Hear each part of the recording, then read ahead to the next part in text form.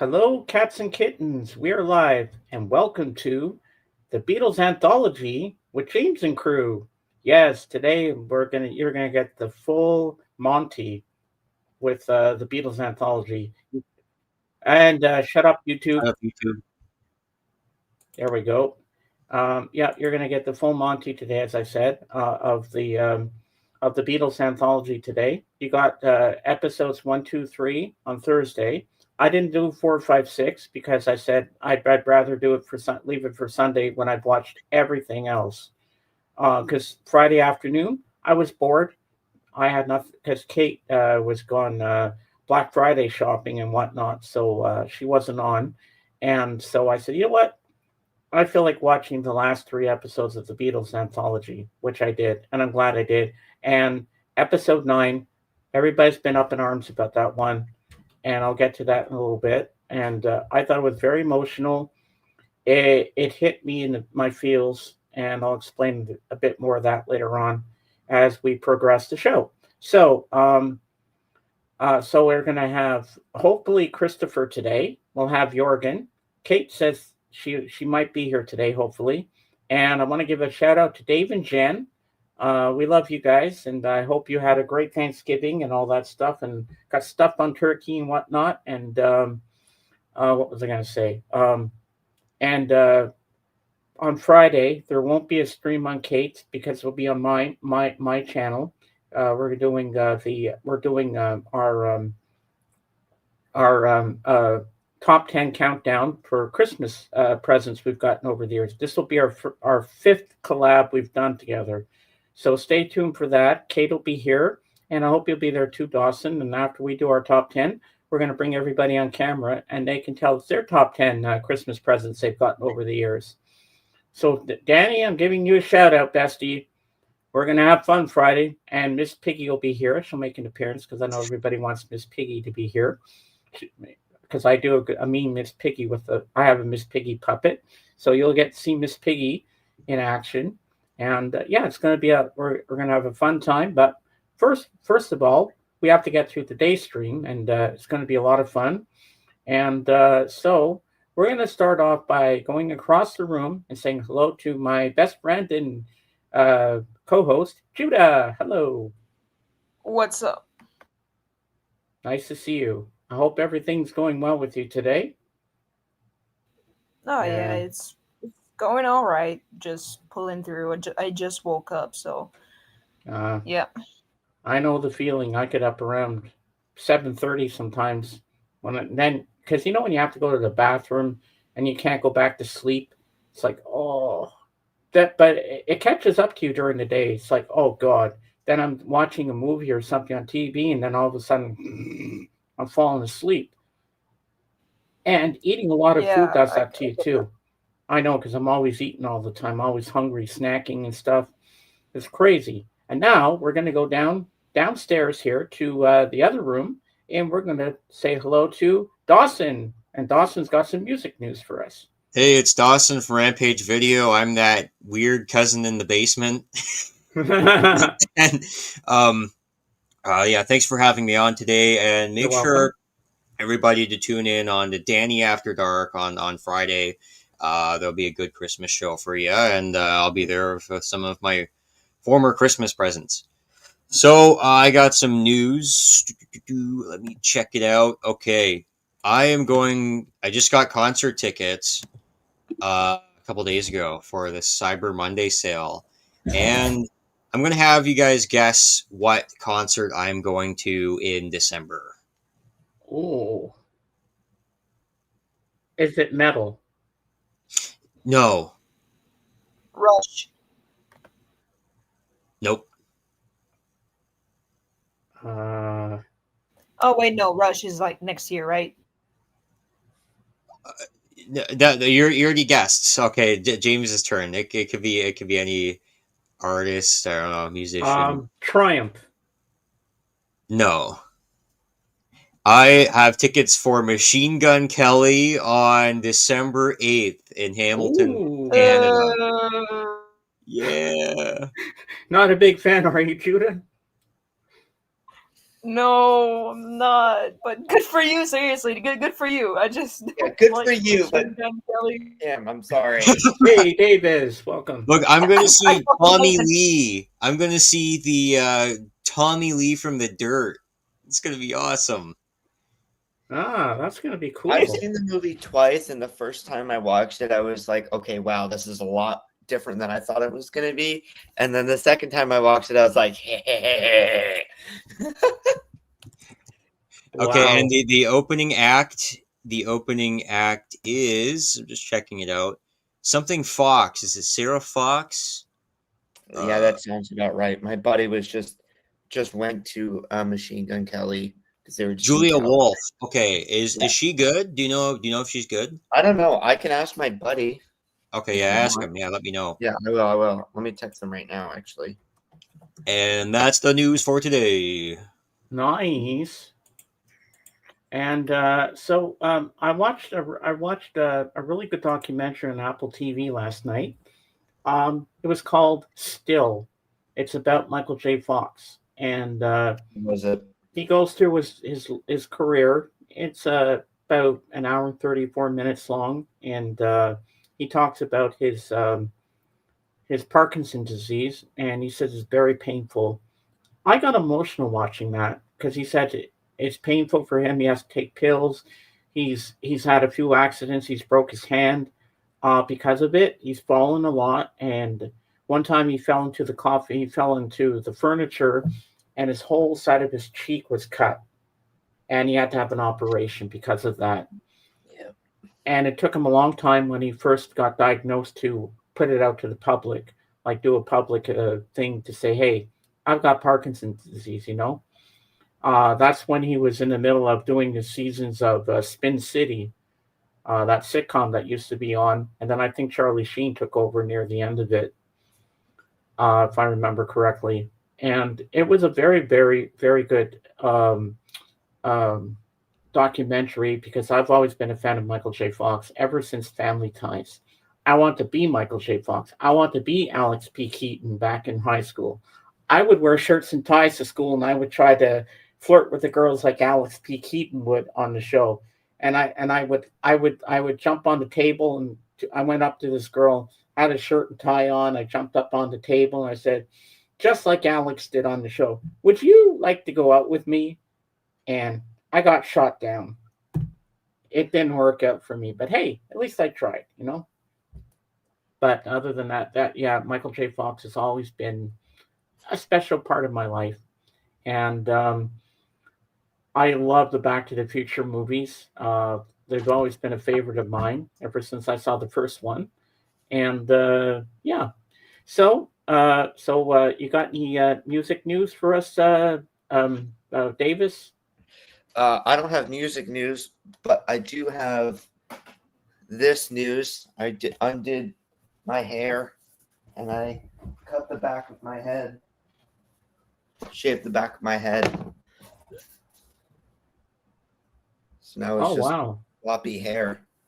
Oh my God! So basically, you have my haircut from like, uh, yeah, you have From my when? It haircut was like a year ago-ish. from. Hold on, my haircut from like a year and a half ago. I was gonna say, yeah. Ah, I think at some point what I'm gonna do is the Macklemore haircut because I had that in 5th grade and it's easier to kind of do at this point. But right now it just looks more like Skrillex, and there's absolutely nothing wrong with it. It's not as long, but wow! um, music news. Hmm.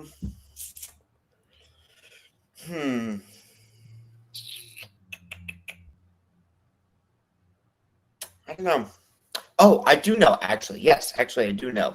Motorhead, the estate of Motorhead, just released Live in Brixton from 1987 on vinyl for the first time, I think, since it was 94. So we'll Ooh, finally have that gig on vinyl, which that should be cool. I'm going to try and get that at some point. Brixton represent. Yeah, I was just gonna say that's funny timing. Nice. Is it Brixton Academy? I think it was. Was it? I think it was Brixton Academy. Brixton Academy, yeah. Yeah. Yeah. So I gotta add that to the full discography playlist that I have of Motorhead. That is hold on, how long is that playlist? 111 hours and 44 minutes. Wow. Oh man. That's a lot of hours, man. And that doesn't include this new drop and the some other stuff that's gonna be coming out soon. That I see them posting on the Motorhead Instagram. There's going to be a whole lot more coming, which should be fun. Yeah. I think that's the only music news that I have right now. All right. Well, my mixtape for 2018 is very short today. It's only 8. I did it yesterday morning. I didn't know half the stuff that was there. So this is what I've got. So number 1, we have Havana. Camila Cabello. To Havana. Sorry, go ahead. 2, Never Be the Same. Camila Cabello again. 3, Natural. Imagine Dragons. 4, How Long. Charlie Puth. 5, Shallow. Lady Gaga and Bradley Cooper from another movie version of A Star Is Born. They've done so many of that. 6, New Rules. Dua Lipa. 7, The Greatest Show, Hugh Jackman, and 8, Let Me Go, Haley Steinfeld. So that's it. That's all I recognized, and the rest I didn't even know. But Bosom, if you're watching or you're lurking, they did have some Drake from 2018, but I didn't put Drake in there because I don't know much about his music. I know he was on Degrassi High, or Degrassi, the new Next Generation, whatever. I know he was on that, but for half of his music, I don't really know it that well. And a few nights ago, the first night I watched the first part, and then I watched the second part the next night. And you're gonna love this, Dawson. This is funny. Apple TV had a part 1 and part 2 movie called The Family Plan, and Mark Wahlberg's in it, and he's an ex-assassin. But all these bad guys come back to haunt him, so he's got to go back and do his thing again. And in the second one, they were talking about Buffalo. So every time he said Buffalo, I was laughing thinking about you guys, and I was saying, and every time he said the word Buffalo, I said Tatanka. I kept saying Tatanka when they said Buffalo. I was laughing so hard. I was like, oh my God, that's too funny. So I thought of Tatanka. And Kate's not here, so we can say Tatanka till the cows come home. Tatanka, yes. Yes. And so we're going to wait a little bit, and then I'm going to get into the review of the Beatles Anthology. And I think I know why I'm also emotional today, because yesterday was the anniversary in 2001 where George Harrison passed away from cancer. It was 2001? Oh, yeah, wow, 2001. I remember I turned on my TV and the news was on, and that's what I saw on the news. Yeah. And I remember crying and sobbing and falling off my bed. And then I called my cousin Bonnie that night, and we talked for 3.5 hours about about George and how amazing he was. And so, rest in peace, George Harrison. And every time I see the sun come out, I always think of you and your music and what you meant to a lot of people. And not a lot of people know this, but before they were officially the Beatles, they were known as the Quarrymen. And their first songs that they recorded in a little shitty studio, I forget what it was called. On side A, they had a song that they wrote. I think it was Paul and George, because George got writing credit. I don't think John was part of the writing of the song. It's called In Spite of All the Danger. And that was their first actual song that they ever recorded. Then side 2 was That'll Be the Day, the Buddy Holly hit. And the sound quality is terrible for In Spite of All the Danger. But now with all this new newfangled stuff that they have now that Peter Jackson made for Now and Then, where they took John's vocals and made them more prominent in that song Now and Then. Um, I wonder if he could go back and take In Spite of All the Danger and try to clean it up and make it sound more crisp and clear. But it's a beautiful song, and I'd really like them to clean up that song because it just sounds, it's a beautiful song. The harmonies are perfect and everything. Hello, Jenny. Welcome in. Happy Thanksgiving to you.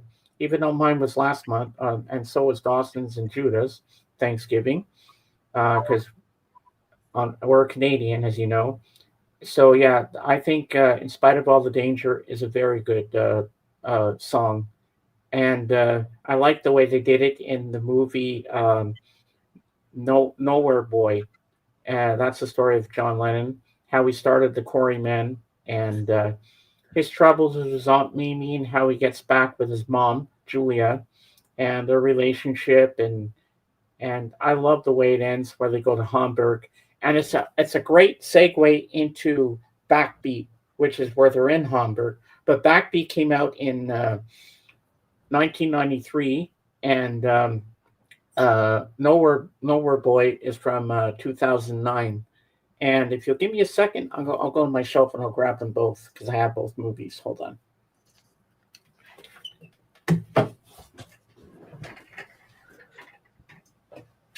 My buddy's not texted me back yet about the opener. He might still be asleep.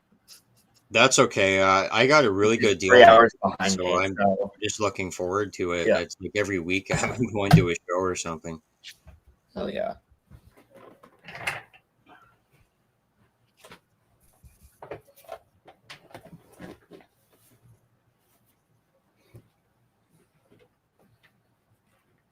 Yeah. I didn't twerk on my chair this time, Judah, because you found that funny when I was twerking the other night trying to get my turn to place. I almost fell off my chair that night, too. That wouldn't be good. So, yeah, it would help if I make myself big. Okay. So this is Nowhere Boy with Aaron Taylor Johnson, who also played Kick-Ass in the movie Kick-Ass. Hell yeah. So this is about the early days of the Beatles, and Ringo's not. They haven't met Ringo yet, so this is before Ringo, and this is a very good movie. I saw in the theater, and this one is from Shout Select. Shout Select is a very good video company. So this is Backbeat. This is where they're in Hamburg, and this man here is supposed to be Stuart Sutcliffe. He didn't even know how to play bass. He was the original bass player, then Paul took over as the bass player. And it's about his relationship with Astrid Kircher. And he stays in Germany while the rest of the band goes on to become famous as the Beatles. And this is a fantastic film. I also have it on DVD. But when I saw it, there was an upgrade to Blu-ray. I said, okay, I got to get this. It was only $9. So I said, I didn't have enough. But my friend who was with me at the time, he threw in a couple of bucks and says, you really want this? I said, there's only one copy and I want to get this so bad. He says, okay. So he helped me out. So yeah, I got this and it's amazing. And yeah, I really love these two films. So normally, as a rule, I have all my Blu-rays in alphabetical order. But because this kind of segues into Backbeat, they go on my shelf like that. Nowhere Boy and Backbeat together. So I thought I'd put them back to back beside each other that way. Because of the way the first movie ends, it kind of is a follow-up, a lead into Backbeat. So I decided to do it that way. And I found out some news the other day. It was Wednesday, I found out. I'm getting more Christmas presents than I actually thought I would. I know I'm getting the book by Paul McCartney called Wings, A Band on the Run.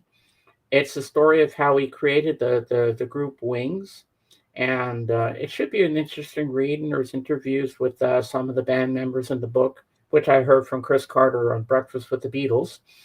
And it's about almost 500 pages long.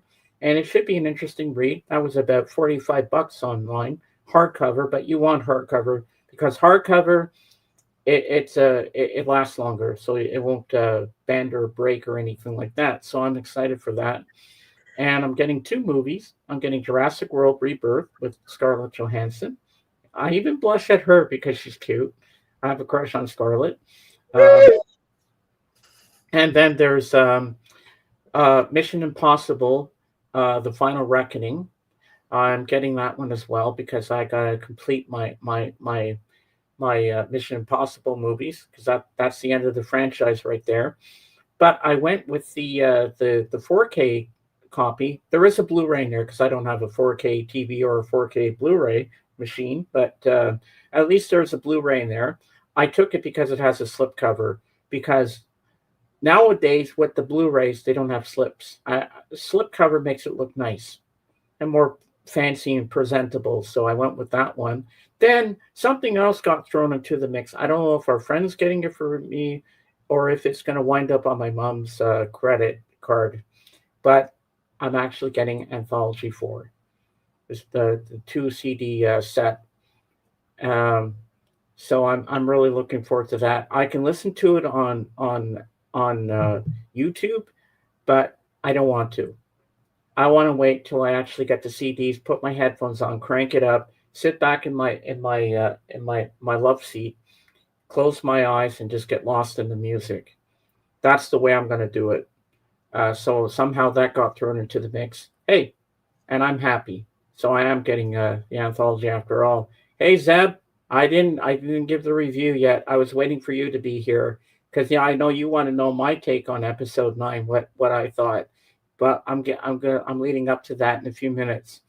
So yeah, so that's what I'm getting. And this past Monday, well, it was the Friday before this Friday, they had Black Friday deals going on online, even for some of the streaming apps that you can get.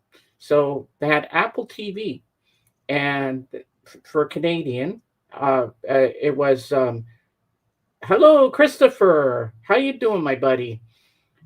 Christopher, today the mixtape is 2018. Yes, Well, I have a 2018. 2018 song. The 2018 song for me was Infrared by 3 Days Grace off of the Left, Right, Down, Up album. Well, let me write that in the chat for him. 2018. There you go, 2018. So so they had this offer. So $6.99 for 6 months on Apple TV, and then later on it goes back to its regular monthly fees of $14.99. And I figured, damn, that's a really good deal. So I went to my mom because I was looking at some of the documentaries they had on Apple, and they had one called John Lennon, Murder Without a Trial. And I said, oh, I'd like to watch that. And I told my mom about it, and she said I was going to take a shower and I want to watch that. And she says, okay, here's my credit card. Go make your account. She says that does sound like a good deal. And I said, yeah, it is. I mean, when in Rome, do like the Romans. So I went downstairs. I had to do it on my laptop. And Disney Plus, Paramount Plus, SiriusXM, they were easy accounts to make. You just put in your credit card number, bing, bing, bing, sign up, bang, you're in. That was easy. But this was a pain in the ass. Oh my God. So I get it. I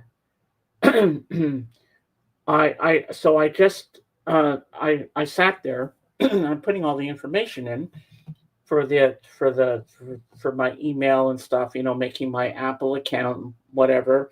Then I get to the the credit card information.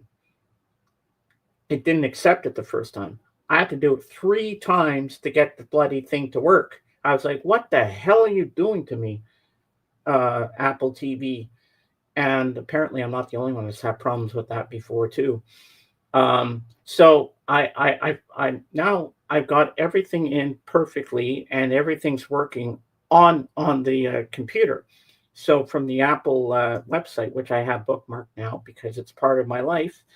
So I go over to the TV, and I'm trying to get the link because there's a passcode you have to put in to link it. So I'm clicking, you fucking thing, god damn it. I'm yelling at the screen like F bombs are flying everywhere. You would have all been sitting there laughing and crying. That's how frustrated I got. Okay. Then finally it goes through. I get in. Then That's they some ask right then they say Florida. click this, click that, click that. Then they ask for my mom's PIN code from her credit card for me to put it in. So I put it in, bang. Then I got into Apple TV. I'm like, holy shit! It took me almost 45 minutes just to make an account. When all the other stuff was so easy, why can't they make that easy? No, they got to make Apple so complicated. I am never getting rid of this. And so they gave me the information. I checked my email, and it said from November 24th to May 24th, it'll be $6.99 per month, and then from May 24th onwards, it'll go to $14.99, which is pretty good. So I said, you know what, Mom, I'm never getting rid of this. The hullabaloo I had to go through just to get the thing to work. Oh, but it was worth it in the end, and I'm happy I got it. And they have some good content on there. I watched a couple of Tom Hanks movies on there. One was called Finch, where it's an apocalyptic future, and he's the only guy that's left around, and he's got a dog, and he creates a robot because he's dying. I thought it was a fantastic film, and I watched one called Greyhound, where he's a captain, and it's based on a true story of World War II, where all these boats are around and they're going after the U-boats with the Germans and stuff. That was a good movie. And no, Judah, they didn't speak in German in the film. All the Germans were English speaking. Scheiße. Because I was hoping they'd speak German, because I was going to tell you, oh, they all spoke German. I didn't understand what the hell they were saying. Scheiße. Yeah, I was gonna say it's not a dubbed movie, or not. No, it wasn't. No, Yes, but that- I really enjoyed both films, and then I started this series last night, and it's executive produced by Steven Spielberg and Tom Hanks. It's called Masters of the Air, and it takes place in World War II, 1943, where they're going after the Germans, and they're bombing from above, and they have aerial battles and stuff. It feels, Luftwaffe. and you could tell it's Steven Spielberg produced because the action scenes are fantastic in this thing. It's like a mini series, so I'm about to start part 5, so I'm gonna watch some more tonight. I'm really gripped on this one. And guess who's in it? Austin Butler, the guy that played Elvis in the 2022 film. He's in there. He's one of the main characters. And this show is fantastic. I like everything about this show. It's just amazing. Now let's see what Christopher's got here. All right, Judas Priest, Firepower. A Perfect Circle, Talk Talk. And then we have Ghost Dance, Macabre. Fuck. Okay. I think the only one I know is Judas Priest. The other two, I don't know if I know these bands or not. Are you familiar with them, The Dawson? only one that actually I know Judas Priest and never heard Firepower, and I know Ghost and Dance Macabre. It's really Ghost? fucking good. Ghost is Oh, yeah. cool. Yeah, it's decent, pretty good Ghost one. is goated indeed. Oh yes, Ghost. Okay, I now I'm familiar with that. And Yeah, then the there's, Perfect Circle is a side band from Maynard James Keenan from Tool. So it's Oh. like a Tool, basically. Wow. I'm a Tool Mm. because I'm the Tool idiot who plays with knives and scissors all day with hockey tape. Oh, great. Now I just lost the lid to my water. The Leafs won 7-3 last night against Pittsburgh Penguins. Oh, Yeah, and then the Habs lost 7-2 against the Avalanche. Ooh. Ouch. Well, the Avs Well, are to on. be fair, the Avalanche is a really fucking good team. They got already they had like already 40 points before they played against us. So yeah, Yeah, they got they're a skills. really They good got power team. mad skills. Yep, I don't blame them for losing to the Avalanche. Seriously, but we at least won against the Golden Knights 2 nights ago. So there's that. Good. Win. Does this look good? Black and teal. Yeah, it Yes, looks it like the does. San Jose Sharks. Yeah, I like that. That Ew, looks pretty ew, good. ew, ew, ew, ew, ew, ew, ew. Do you know? Okay, so there's actually a reason why I have a whole roll of teal tape. It's the same reason why I have pink hockey tape. Ugh.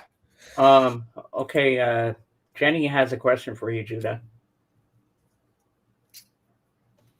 I've never seen Wings of Desire. Nope. And what is that? Is that a movie, Jenny? So we have number 4, Alice in Chains, Rainier Fog. And then Good we have song. number 5, Clutch, In Walks. Barbella. Barbarella.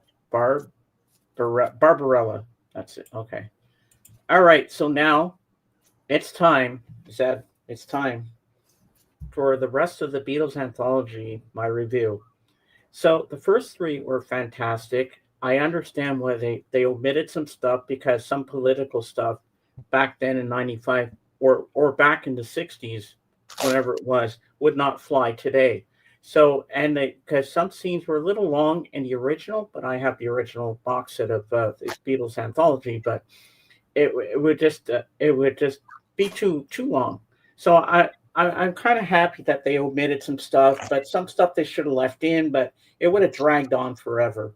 But so the first 3 were good. Then 4, 5, and 6 were fantastic. But number 6 was one of my favorites because they talked about my favorite Beatles album, as you can see, Sergeant Pepper. That's why I wore this today because I knew that was part of the documentary. So I said, I'll put on my Sergeant Pepper T-shirt today. I thought that would be appropriate. And they talked about how they recorded A Day in the Life, and they were talking about the orchestra. But actually, it was 2 separate songs. Paul had a song, and John had a song. So they looped it together to make it one big thing, but there's an instrumental in between. It starts with John's part, and then you get that the orchestral thing that leads up to the second part. Then the piano starts in dun, dun, dun, dun, and then that's where Paul's part comes in. That's how they put both songs together in one big thing. Then it goes up to that crescendo at the end with the piano crash at the end, where you hear it fade out. And I thought that was super amazing. Then episode 7 was a very, very good one too. Then number 8, they went on to, no, yeah, number 7 was where they did the White Album. And Ringo was saying in the interviews in that one, he says, we should have put it out as 2 separate albums, the White Album and the Whiter Album. Yeah. And I thought that was kind of funny when he said that, the White and the Whiter Album. I think that was funny. So yeah, but the White Album, it worked with all 30 songs on there. I thought it's a great album. I mean, if you haven't heard it, do yourself a favor and do it and listen to that album. You'll be pretty surprised. And that's where number 9 comes from. Number 9. Number 9. Number 9. Number 9. And they also talked about John and Yoko's album, The Two Virgins, where they're naked on the front cover. And they actually show, like on Disney Plus, they actually showed the album cover. I'm like, oh God, I don't want to see Yoko naked. I was like, oh, I'm going to be traumatized. Somebody gouge my eyes out now, please. I don't want to see what I just saw.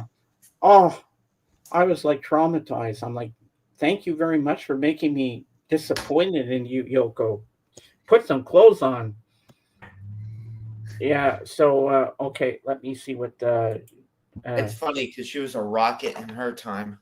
movie in German before the Berlin Wall was taken down. Awesome 80s club scene with Nick Cave. Beautiful German poetry by Rainier.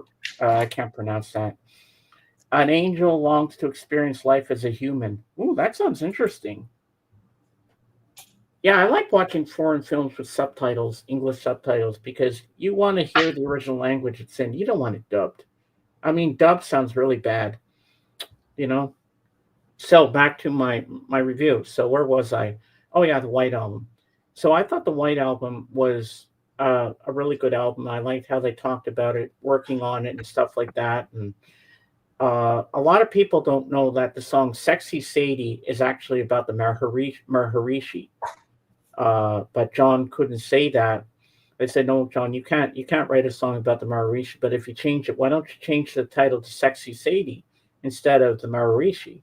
So that worked for him, and it's a great album. And one of my favorite tracks on there is what's it called? There, Rocky Raccoon. I love Rocky Raccoon. That's Paul's kind of Western song, trying to sound like with a Southern drawl when he sings in that song. I love that song. While My Guitar Gently Weeps is on there. I love that one. Eric Clapton with his guitar solo. Then we have Obla Di Obla Da. That's a good one. Dear Prudence, Back in the USSR, to name a few. Such a classic album. Revolution. Yeah. They have the slower version and they have the heavy guitar version of that. Um, and I think both versions are pretty cool. Then we get to number 8, where they start working on Let It Be. And you see them in Twickenham Studios and how they're going through all the songs and stuff, and how George left the band for a while, then Ringo left the band for a while, and then they came back, and then the rooftop concert, and then it segues into their very last album that they ever did was Abbey Road, and you see them doing the crosswalk on Abbey Road and stuff like that, and it just ended so perfectly, and like they omitted a lot of stuff that they took out from the original version, but you know what? It still works. Even short is good. Even short is long. I mean, they're about an hour long, or 58 minutes, or whatever.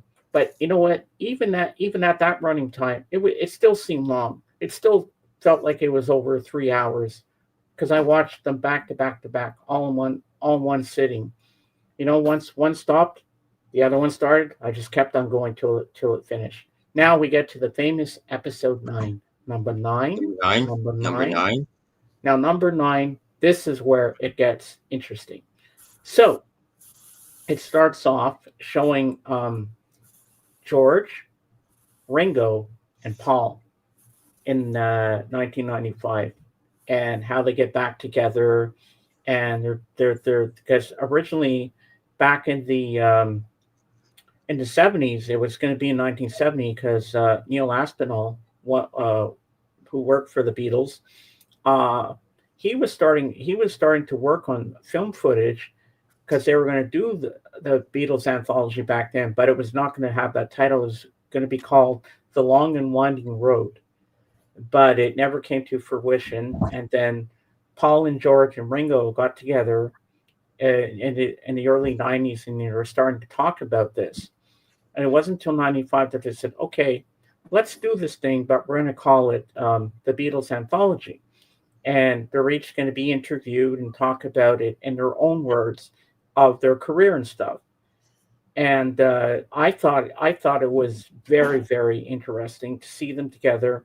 And you see some scenes where they're jamming together, and it was just beautiful. And I was impressed. A lot of people had their doubts about episode 9, but I thought it was really, really well done and put together. And then you see them working on Freeze a Bird, recording it with Jeff Lynne, and the process they went through to do that, and then Real Love, which I like their version of Real Love, but I prefer the piano demo by John even more because it's a beautiful love song. And I really prefer John's version of it on piano and vocals. But that's just me. I mean, I'm not knocking what the Beatles did with that song, but I just prefer John's demo with the piano and all that stuff. And then they talked about the past, all the stuff they've done in the past, and how they miss John and stuff, and I sorry, I'm getting emotional. I just felt like I was a fly in the wall. Like I was sitting on a chair in that room with everyone, and the Beatles got me through high school. They were that I was bullied a lot, and the Beatles became my best friends, and their music has got me through a lot of shit in my life, and they just made me feel so special. And episode 9 really got me in my feels, and I just felt so closer to them than I ever did before. And I just felt, you know what, there is a there is hope on the horizon. The sun's going to come out every day for me. I know that. And I want to thank you, Beatles, for getting me through so much stuff in my life, and that you're still a part of my life because you're my number one band. I'm obsessed with you guys, not in a psychotic way, but your I was music just gonna say. your music has got me through so much shit in my life, and I can't thank you guys enough for what you've done. And I'm sure I'm not the only one, but you've inspired a lot of other bands. And so now my overall rating for the whole Beatles anthology, episodes 1 to 9, I give it a solid 100 on 100. Not a 10, 100 on 100. It was perfectly done, perfectly edited, and it didn't over drag or anything like that. I thought every episode was fantastic. So thank you, Beatles, for being part of my life. Thank you. Sorry. You're good. It's okay to cry. That's how much, now you know how much the Beatles mean to me if I'm crying. Yeah. It's a good feeling. So where were we here? Let's see what else we missed here. Okay, Chip Wickham, the Mirage. Don't know who he is. Okay, we got Motorcycle, Ship of Fools, number 10. All right. Oh, he's got them backwards here. Number 9, We Hunt Buffalo. The Tatonka. Buffalo. Tatonka. Yes. Guapa. Fibers Fan. That must be. Is that German, Judah? No, that's It looks probably Italian. That was to say that does not. Or it might be Swedish. I'm not sure. Gaupa, Phoebus Fun. Phoebus Fun. I don't know. It must be Swedish, I think. Ghost of Berling Saga. Mm-hmm. Ghost of Berling Saga. Okay, I can't pronounce that last name. I'm not even gonna try. Umbra. So you're telling me the Beatles avoids the toilet story? Yes. Kamasi, Washington, show us the way. Guapa means lynx. Oh, okay. And what language is that, Christopher? Did I get it right? Is it Swedish? And I learned something from Jorgen the other day. I learned that smorgasbord is actually a Swedish word. Smorgas means food, and board means table. I never knew that. He told me that on Thrifty Tim's the other day on Tuesday. I was like, wow, I didn't know that. Well, you learn something new every day. This is going to piss me off. Max Verstappen has won another fucking GP. Fuck off. I'm Really? sorry. I fucking hate this shit so goddamn much. Formula One is just not it this year.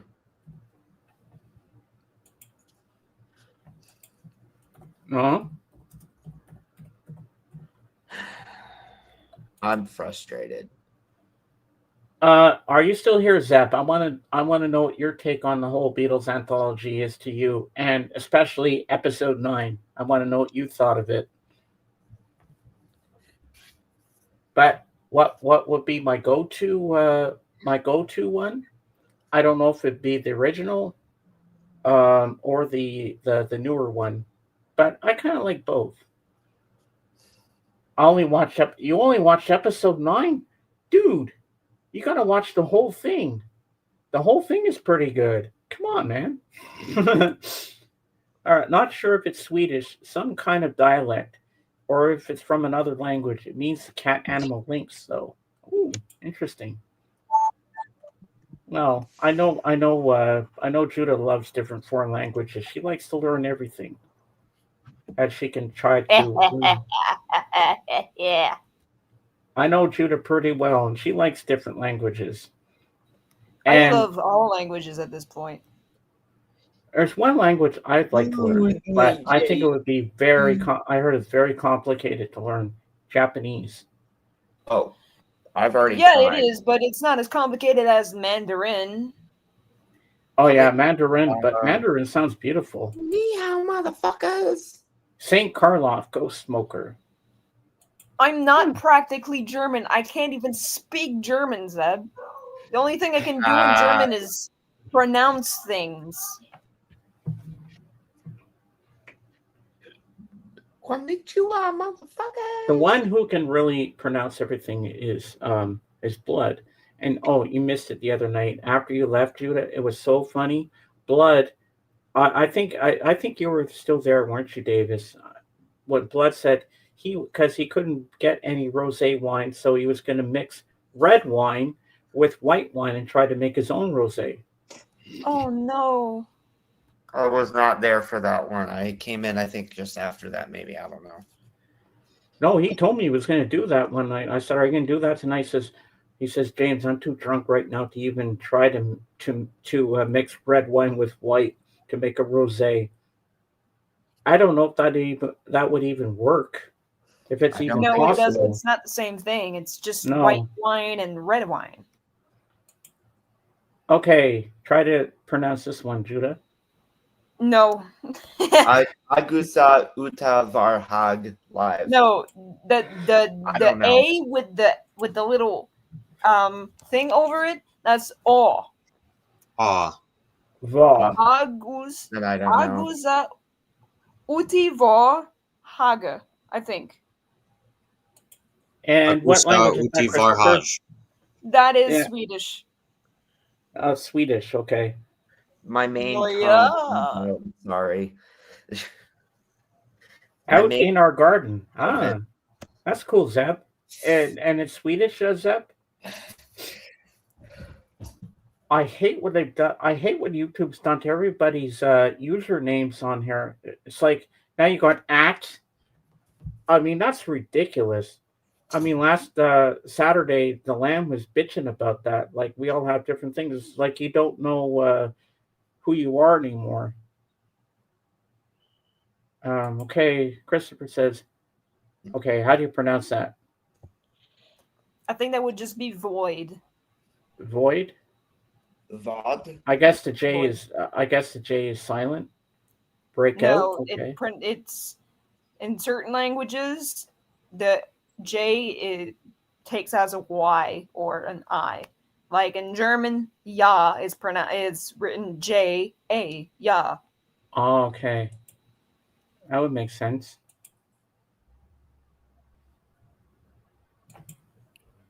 Actually, Yeah. English. Hold on. All right. German? No, wait. English and French are two languages where the J has like the odd pronunciation. It's J instead of Y. Ah. We are the odd ones out.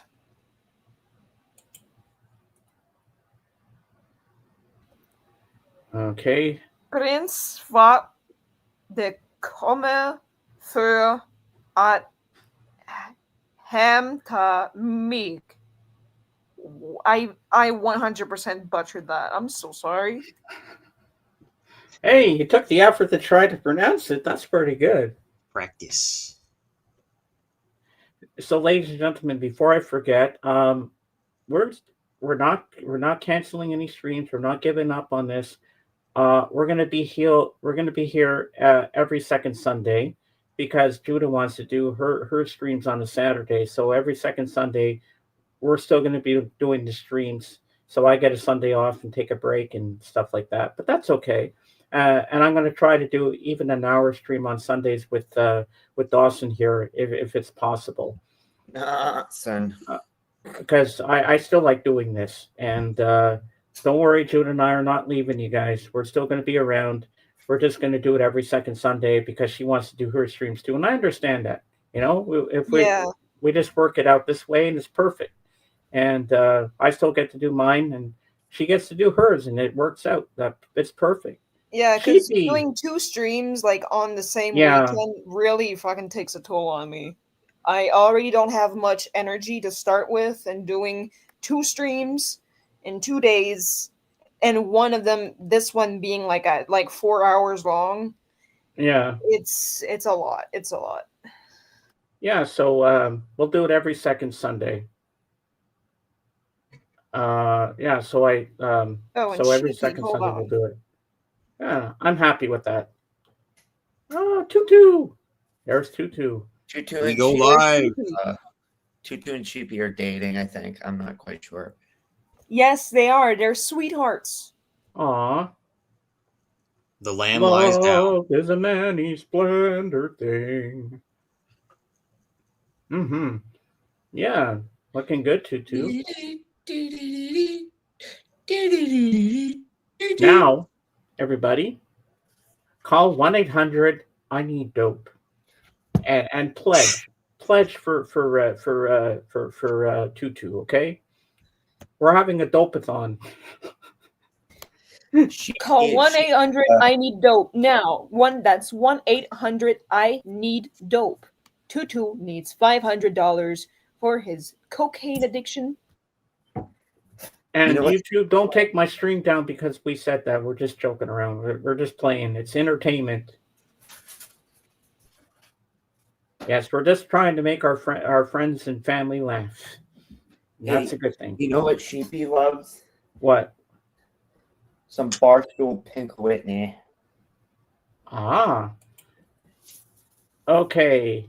60 proof vodka is made of all Deathlock or Deatlock or Deathlock or whatever. I don't know.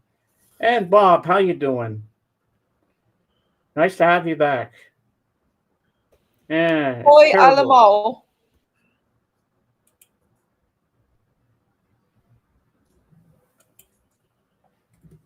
Yeah.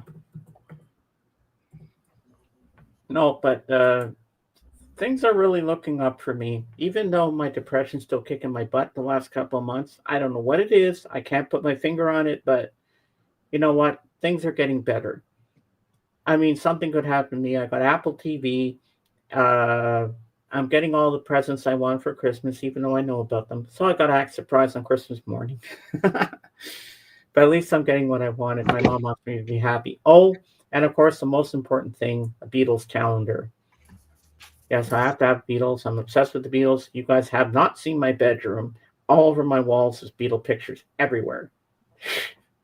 I'm just as bad as Judah is with Oomph or Falco. Yeah, there was. You'd have a heart attack if you saw my room.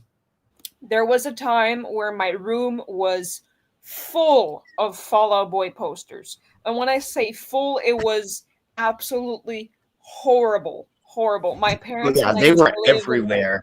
When I used to live with my dad in Quebec, he was like, "Did you seriously brought more posters? You already had like a couple hundreds on your walls already." I know, Dad. I need more.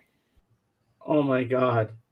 No, it was absolutely horrible. My entire room was covered in Patrick Stump and Pete Wentz, Patrick Stump and the rest of the band, even just Patrick Stump during his solo era. I love Patrick Stone. I love Fall Out Boy, and it was horrible. I can attest to this. I can attest it there was a lot. Davis was a witness of my Fall Out Boy addiction. When I right at the end, but yes. Yes, Ed, the addiction is real. And I still do have those posters.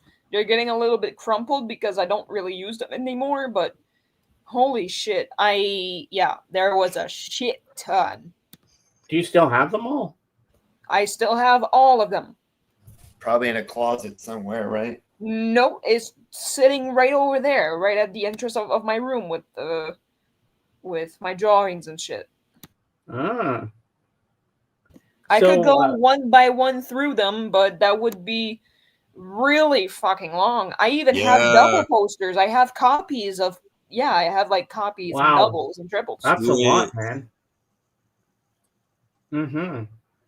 So Dawson has some good news for next Sunday. Next Sunday, James and I will be doing a stream.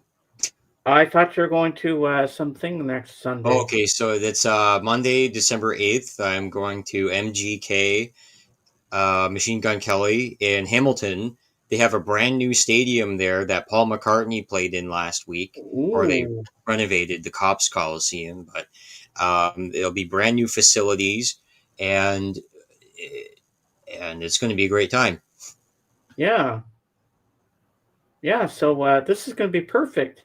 I get every second Sunday with my original co-host, and then every other Sunday I do about maybe an hour show with you, Dawson, or something like that.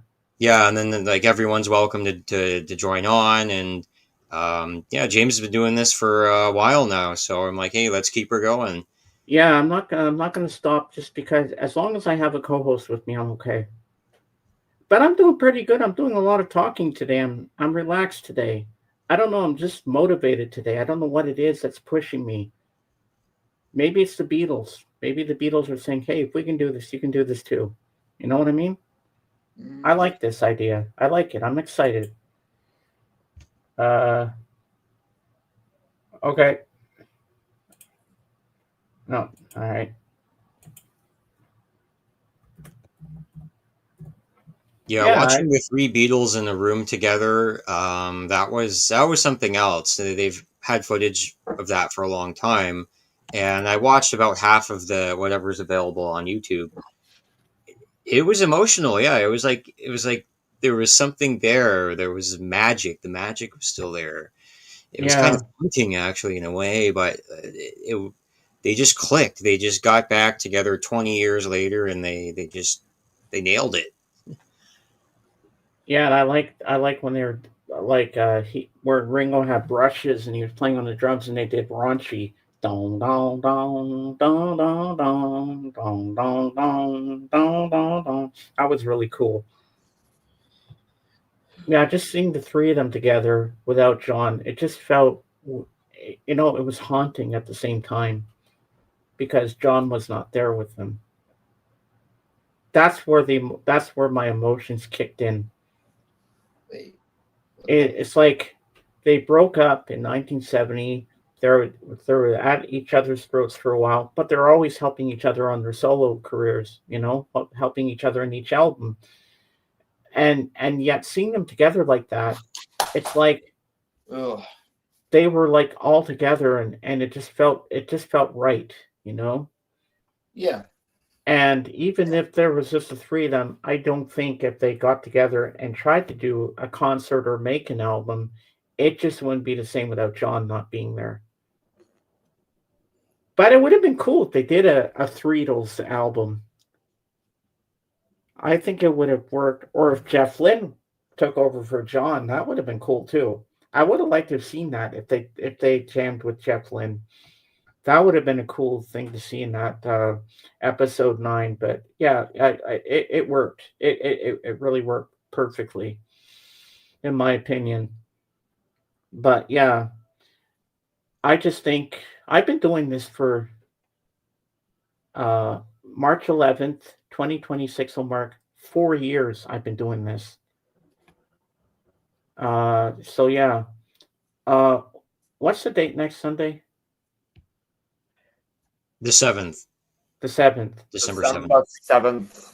Okay, so next Sunday, Dawson, we're taking on the anniversary of when John Lennon died, because Monday is December 8th, 1980.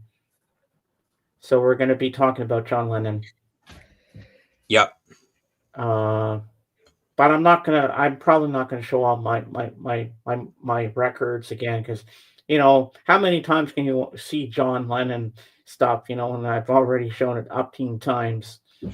But we're gonna talk about John and his legacy and stuff like that, and I'm gonna talk about that documentary on John Lennon I watched on Apple TV and discuss that with you guys, what I thought of it. And it was narrated by Kiefer Sutherland, another fellow Canadian. I like Kiefer Sutherland. I don't so much like his son, but you're speaking. Donald Sutherland is his dad. I meant, and he was a great actor too in his time. Donald Sutherland was in my favorite movie of all time, Johnny Got His Gun by Dalton Trumbo. If you haven't seen it, oh my God, it's worth it, and it's free on YouTube. Oh wow! Yeah. Making food. I'm very hungry. And then I'll go probably early. I'll start with early John Lennon. I'll talk about some of the early stuff. Yeah. Here. All right. Well, it's been about an hour. Thanks you for having me on today. Glad to share my news with everyone. I like that you enjoyed the anthology, and we learned a lot of language today. So yes, we have. Appreciate it. And before you go, let's do our Tatanka song. Just for Kate. Kate, this is just for you. We love you. Tatanka. Okay. Big Tatanka. Tatanka. Okay.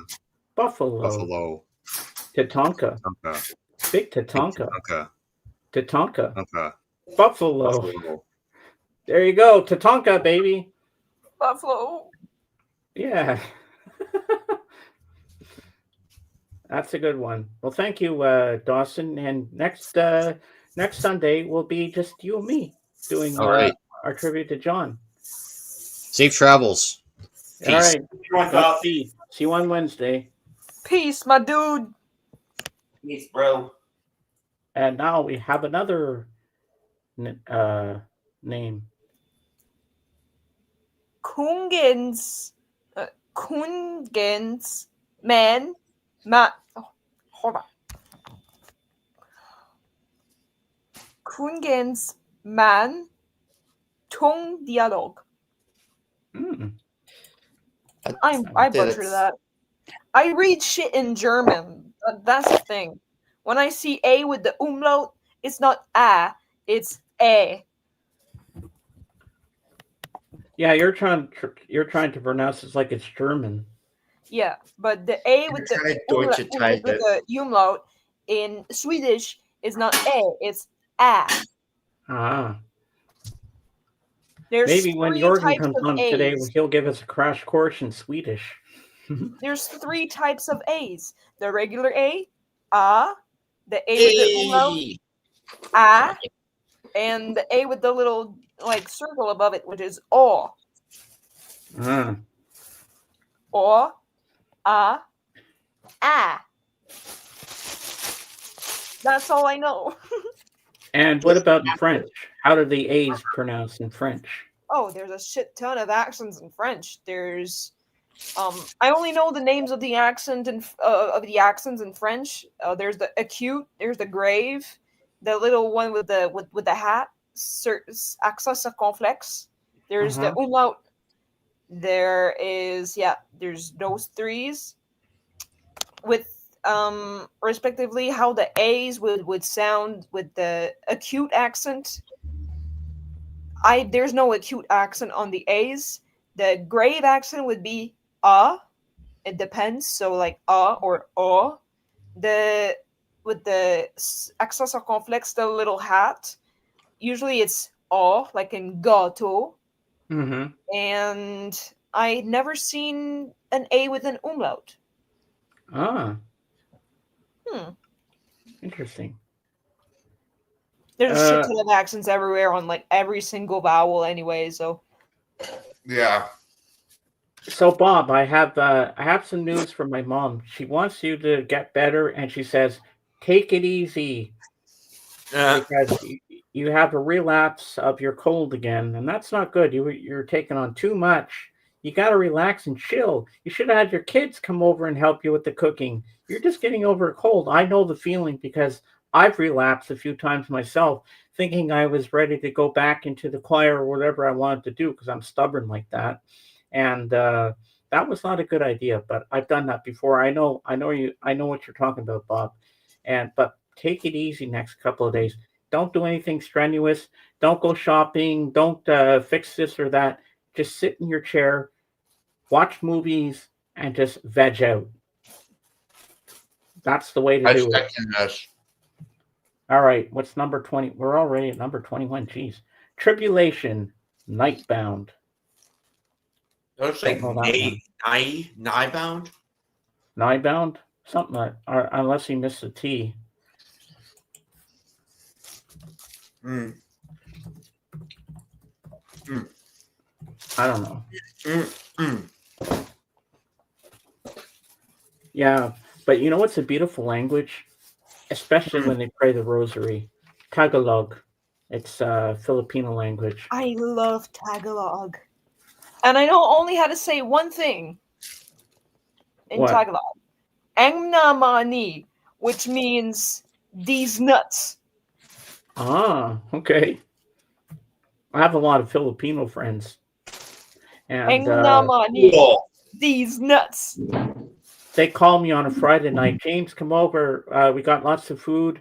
We have those Filipino egg rolls you like, and we're all praying the rosary. So I get my rosary and I go over and we pray the rosary with one of our deacon friends, and when they say Hail Mary in Tagalog, it's emotional. It's so beautiful hearing it. I would just sit there and go, "Oh, I love this," and of course I go there just because of the egg rolls, because the egg rolls are so good. I fill my plate up with all that, and then they gave me to take some home. Of course, I'm not even going to guitar lesson again tomorrow. Just relaxing. Good, Bob. That's the spirit. That's the way to do it. You know, you don't want to overdo it. And Bob, now, folks, it's my turn to go to the washroom. I'll be right back. It would help if I mute.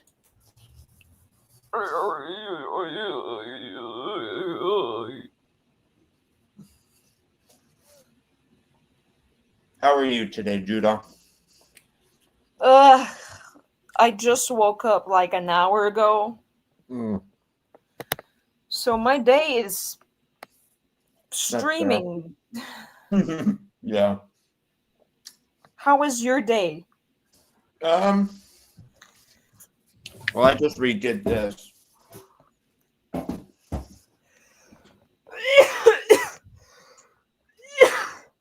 Hold on, excuse me.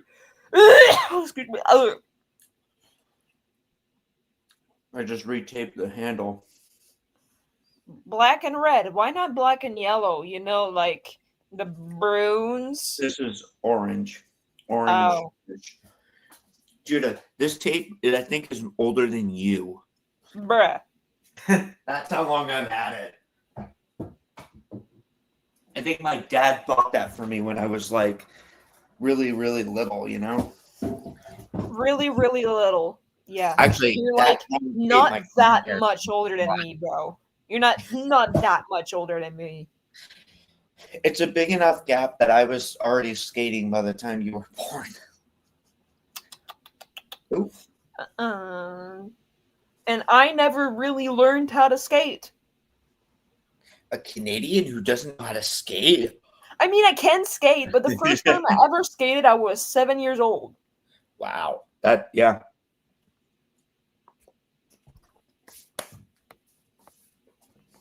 Yeah, I should have learned like a little bit earlier. My dad was a hockey player, yet he was like, he never thought of making me learn how to skate. Do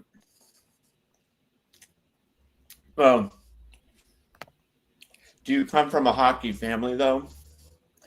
Yes, my grandpa used to play hockey. My dad used to play hockey, but never really made it to the big leagues and everything. He just kind of played hockey until he was 22, and then went on with his life being a trucker. Ooh, all right.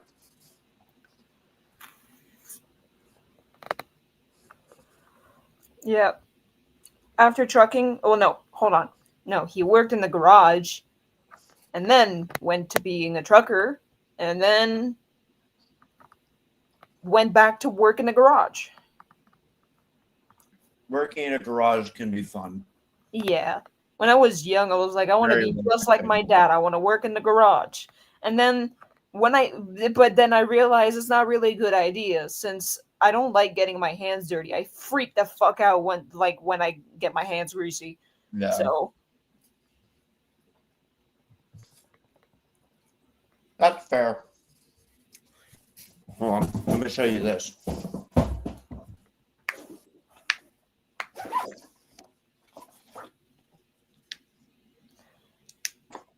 your camera is very laggy. I have gloves in my bag. So, like, if someone has a flat tire on the side of the road and I have my bag on, they can be like, yo, need any help? That's smart. Because, like, I was biking around behind our industrial district and I realized I had a flat, say, on my bike, and I don't want to have a needle or, something puncture my hand. Bring gloves with me. I wear my backpack anyways because it's a shortcut to the mall. Big brain. Big brain moment. But I guess what I mean by hockey family is like, did he play at like prep schools and like actually make an effort, or not an effort, but like get scouted and stuff like that?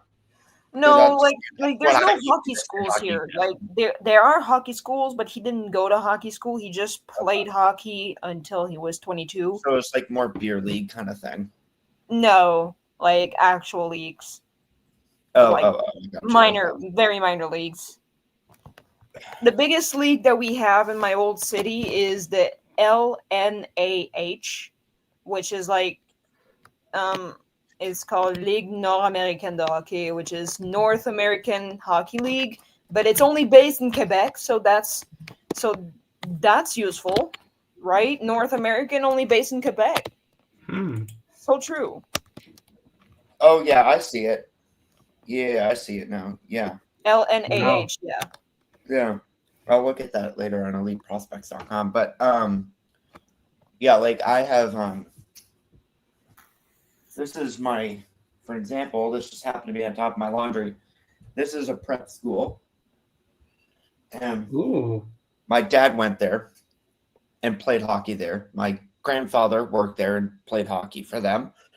My great-great-grandfather and his father have all played hockey.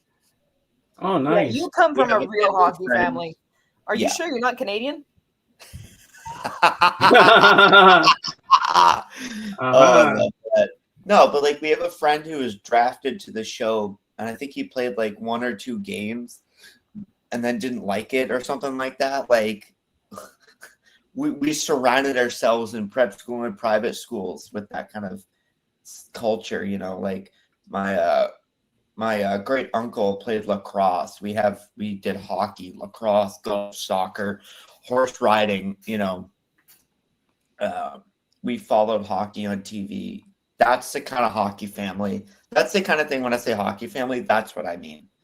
It wasn't like, like what you said, Judah, like my father played and his father played. Like, well, let me tell you something. You know what I mean? Like, I think that's what I meant more by, not like. Let me tell you something about my stepdad.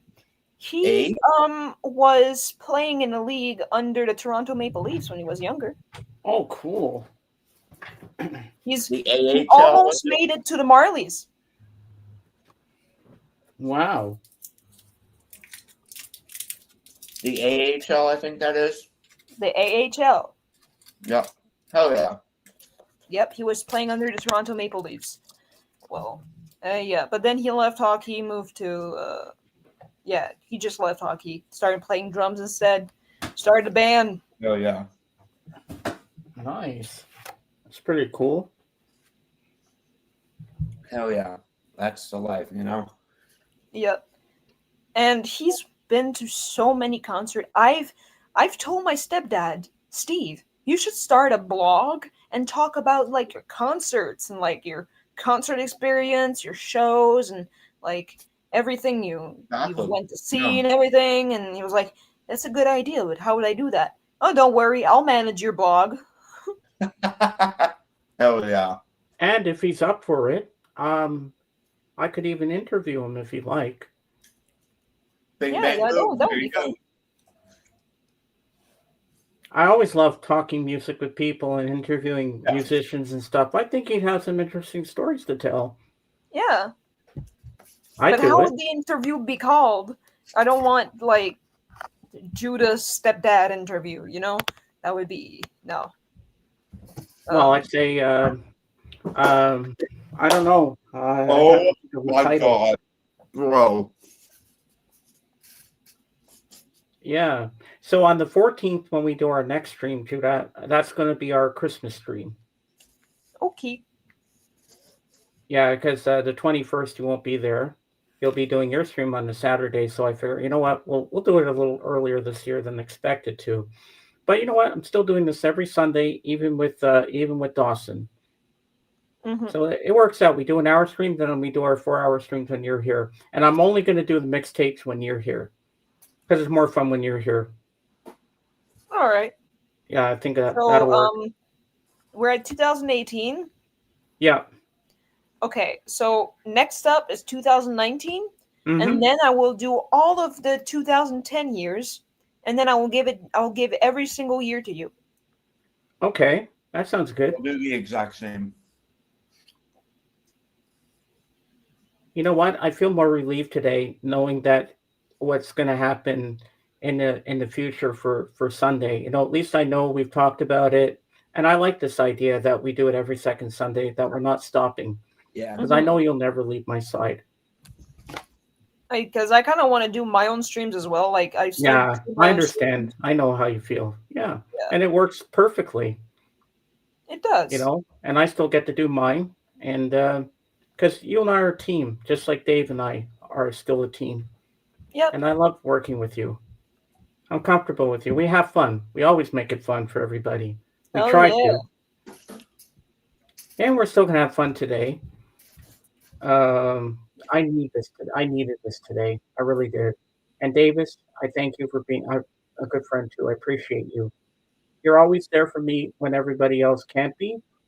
And I love going to VC and talking with you, and you always make me laugh and stuff like that. And I just hope Bud's doing okay today, because I was in his Discord this morning saying good morning to him and all, and he said, "Oh, I drank way too much wine the other night. Oh God, Friday night he was shit faced. Whoa!"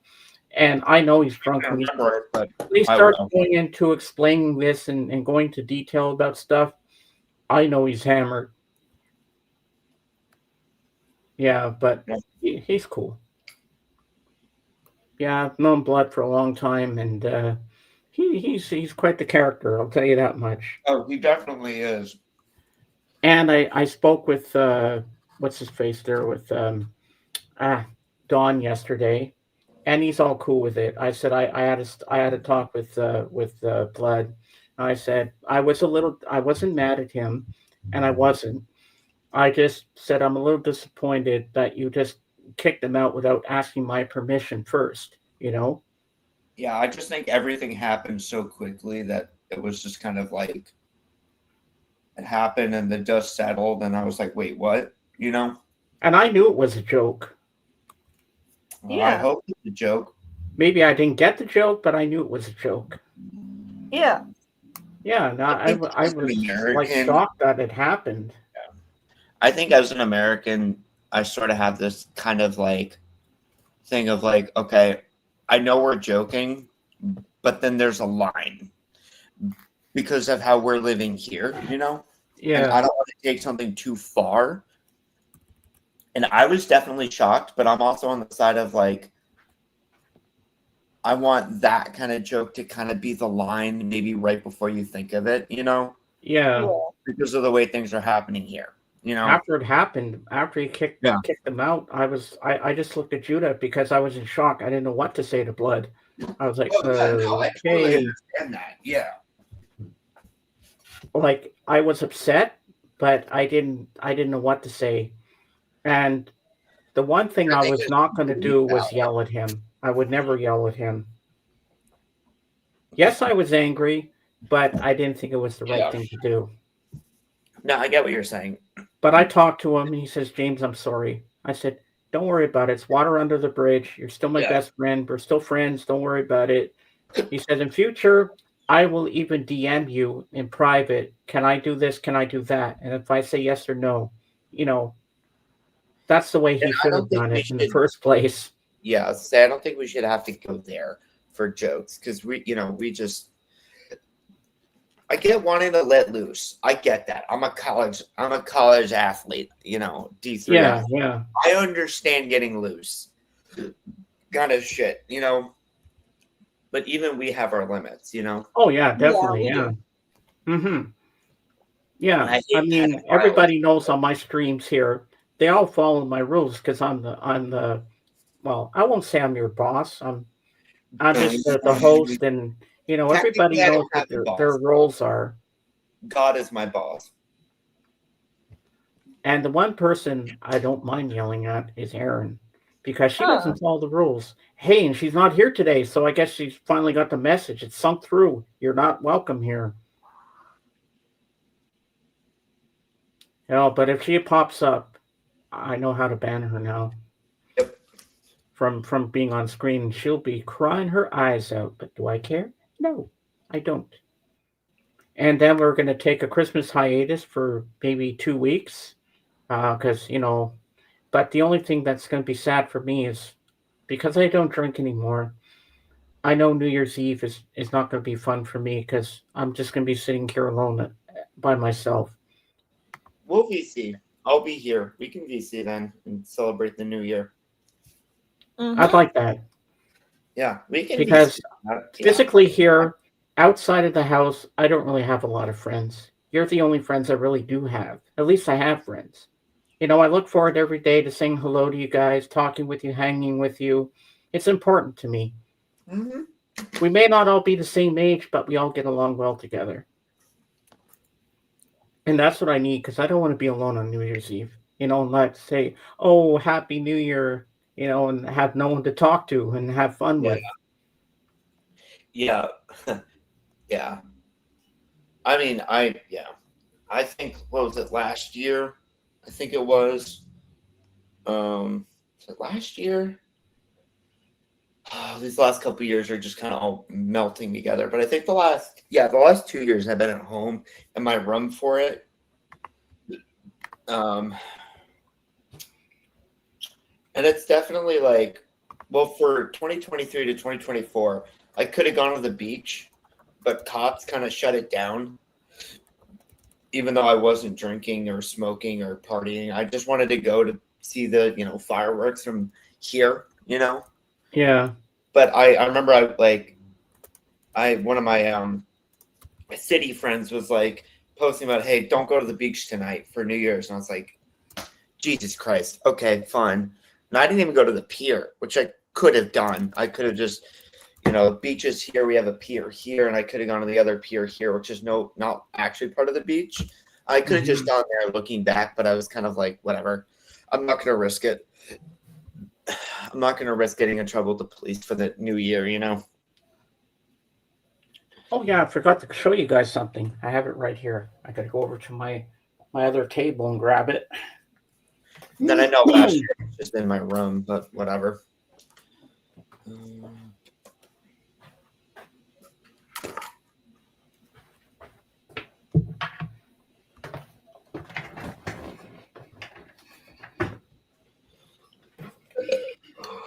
Actually, I forget which day this happened, but my watch strap broke. So I just keep it by my table. So when I'm watching TV, I'll know what time it is. I mean, I think my watch is a little slow, but that's okay. It doesn't matter. See, it broke. This part broke off. Oh, Damn, that's a And clean I break. just got this part here, so I don't know what to do about that. That's fair. Judah, do they still have watch straps you can get, or this is, or am I just going to have to get a whole new watch? I have no idea. I don't. Yeah, know. my sister's going to buy me a new watch instead. Hold on. Hold on. I got you. Hold on. Oh yeah, that's still a thing. Surprisingly. Here, let me DM this to you on Yeah, because I don't know how will you'd actually get this thing off and put it on. I'd have to have someone do it for me because I'm not good at that. Because I feel naked without my watch on. I always like to have it on. But I've gotten used to it without it on. Oh, you know what I like about this new thing? I'm finding out a lot of cool things on this new Bell Square thingy. It actually does automatic updates. Yep. I've never seen that before. The other ones, the bigger boxes, you know the ones I'm talking about. Yep. They didn't do that. This one does. But for certain movies, if you want to record something off the TV, there's a parental lock on there. I've never seen that before. How do you get rid of that? No idea. I don't know. Because I last night I was putting on recording for all week on Turner Classic Movies because I like classic movies and stuff. I was going through the record, and next Friday going into Saturday morning at 4:15 a.m. they're showing a Judy Garland film with Gene Kelly, The Pirate. I'm like, yes. I was just thinking about that movie 2 weeks ago, and I said, "Oh my God, I'd love to see that again." But the one Judy Garland film I cannot seem to find, which I saw on Family Channel years ago in 1996, was called The Clock, where this woman meets the guy who's on leave from the Navy or military for a couple of hours, for 24 hours. I thought it was the most beautiful romantic movie I'd ever seen. And one thing I hate, colorized black and white films. Don't colorize them. I hate that It's a too. classic movie for a reason. It's supposed to be black and white. Leave it black and white. I love all those classic kind of movies, and I'm not embarrassed to say it. I love White Christmas with Bing Crosby. I love The Bells of St. Mary's. I love all those kind of things. I like the Fred Astaire movies, and all that. I enjoy that stuff. Jamesy, you can watch it's The Clock with Judy Garland, right? Is that the Clock is the name of it? Yes. Well, look at this. Ooh. Looks like it's on Apple TV. Apple TV? Yep.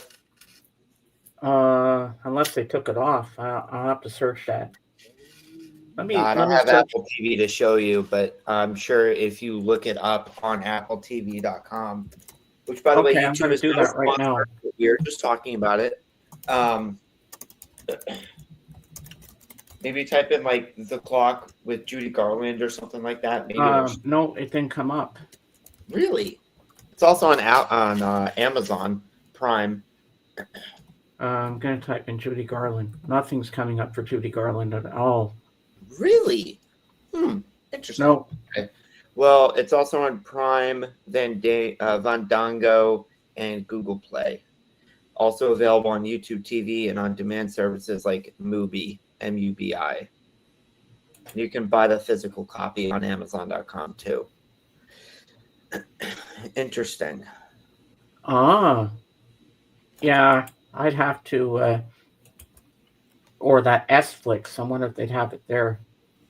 I can try and find it later when I can restart my computer because it's being a bit. Yeah, see where I can watch it. Even if I have to watch it online from my computer, I don't care. As long as I can see that movie, because I really love that movie. Hey, Bob, are you still here? Yeah. Because when I was a kid, every year, around when we had our St. Patrick's Day parade downtown in Montreal, we come back to my place, and they'd always have The Wizard of Oz on. Every year. and I watch it with my cousins and stuff. That was my first time I ever watched Judy Garland. Then when I got a little older, I kept watching her career grow. Well, she was already passed away by then because she died in 1969, drug overdose, of course. Uh, and I followed Judy Garland for a long time. I've always been a huge fan of Judy Garland, Audrey Hepburn, Natalie Wood, um, Oh Gene yeah. Kelly, Oh Fred yeah. Astaire, Bing Crosby, Danny Kaye, all those greats. I love all those types of movies. I even have Gone with the Wind on Blu-ray. I have Doctor Zhivago, love that movie. Lawrence of Arabia. I love Lawrence of Arabia. Fucking love it.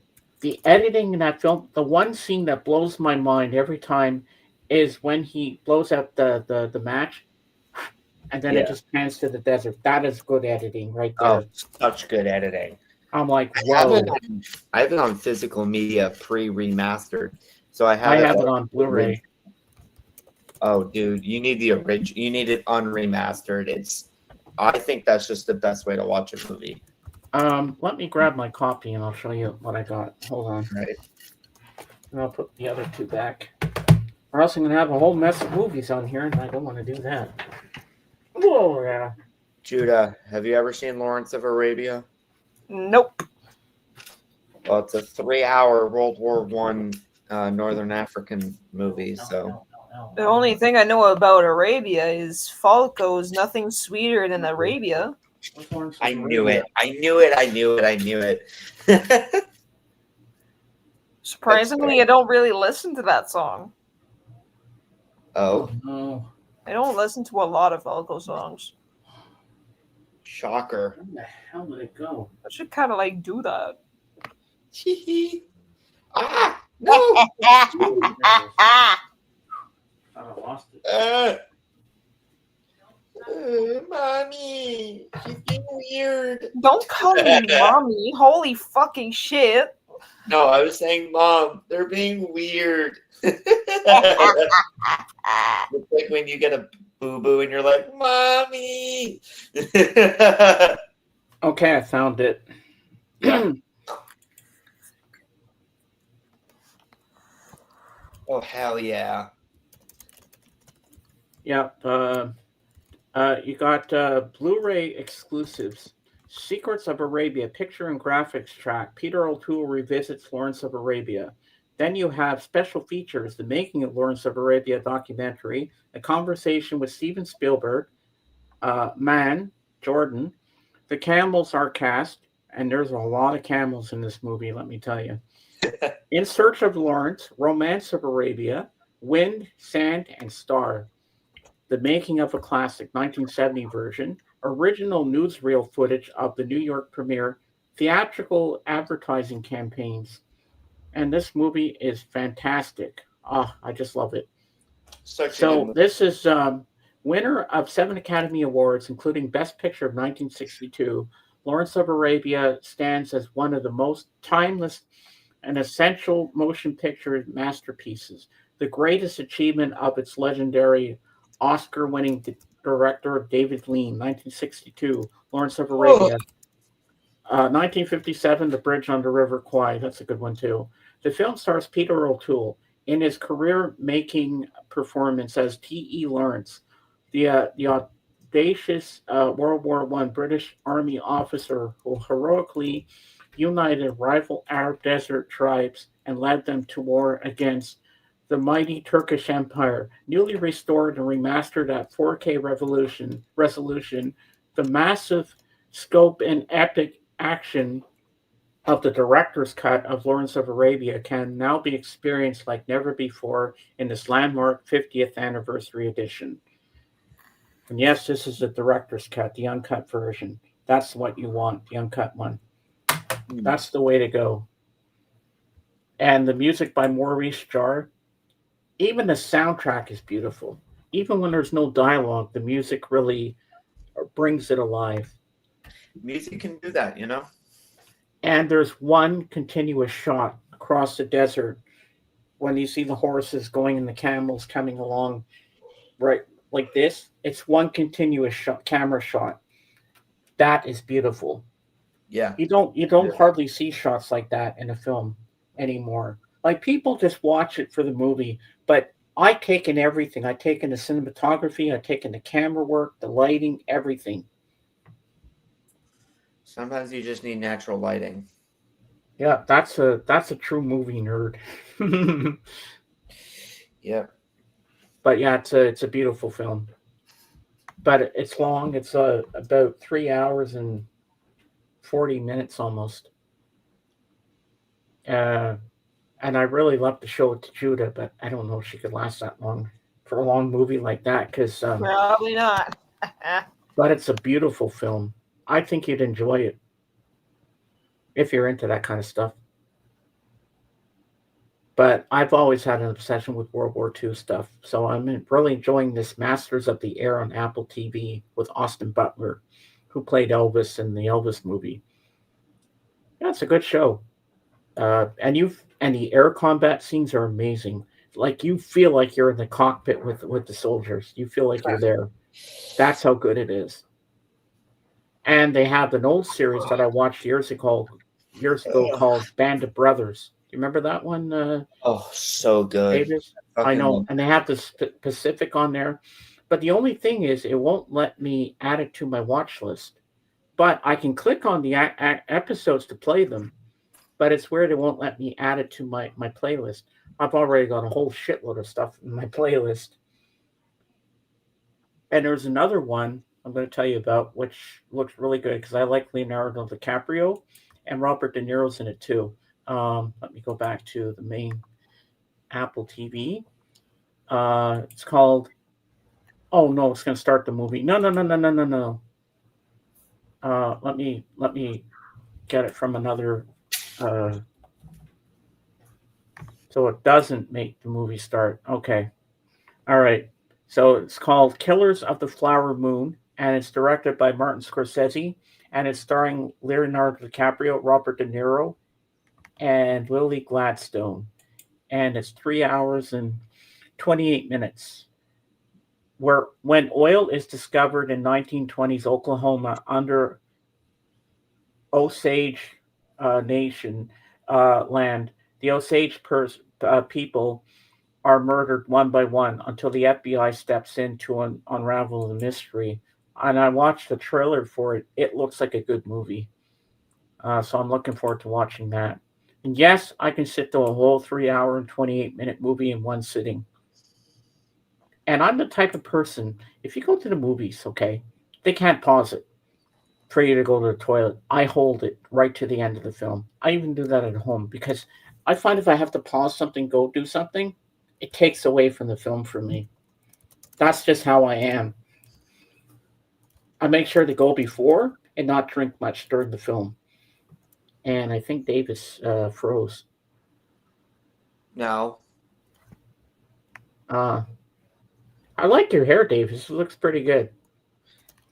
Thank you. Yeah. Oh, I love talking about movies.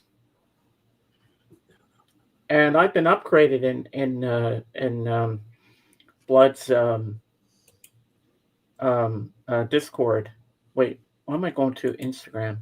I want to go to Blood's thingy. Friends go live. Oh, Sophia's gone live. Hold on. I want to go to here we go. So now I've been upgraded from green to red. That means I'm the green meaning I'm a member, and the red meaning real movie fan. So I've been upgraded to real movie fan. Yeah, that's pretty cool, I think. Yeah, it's nice. It's nice being a part of that. And I remember when I first met Blood, he was showing movies every single day. At one point, he'd have like 3 or 4 movies going back to back. I remember when we used to do that back in the day. But now his sleep cycle's all messed up, so he hasn't been doing that much anymore. But when there is a movie going on, it's mostly me and him watching. And the next one we're going to watch, if you want to watch it with us, Davis, it looks cheesy. It's an hour and 20-minute movie. It's called Bambi, The Reckoning. It's another take on the Bambi story. Absolutely not. No. It's a demon deer that takes revenge on people for the death of his mother. Nope, I'm good. I would rather watch a porno. Really? Over that shit? Hell yeah. Oh, and like I not a didn't know. good one. Like in 80s, bad. Like LA has gone coke and crack porno. Jesus Christ. Jesus Christ. Oh, are you Coke and crack? Where? are you in AGK's Bunny Thunder Discord, Davis? I left because there wasn't enough chatter. Well, apparently, according to Blood, he was in there not too long ago, and there's two of them in there.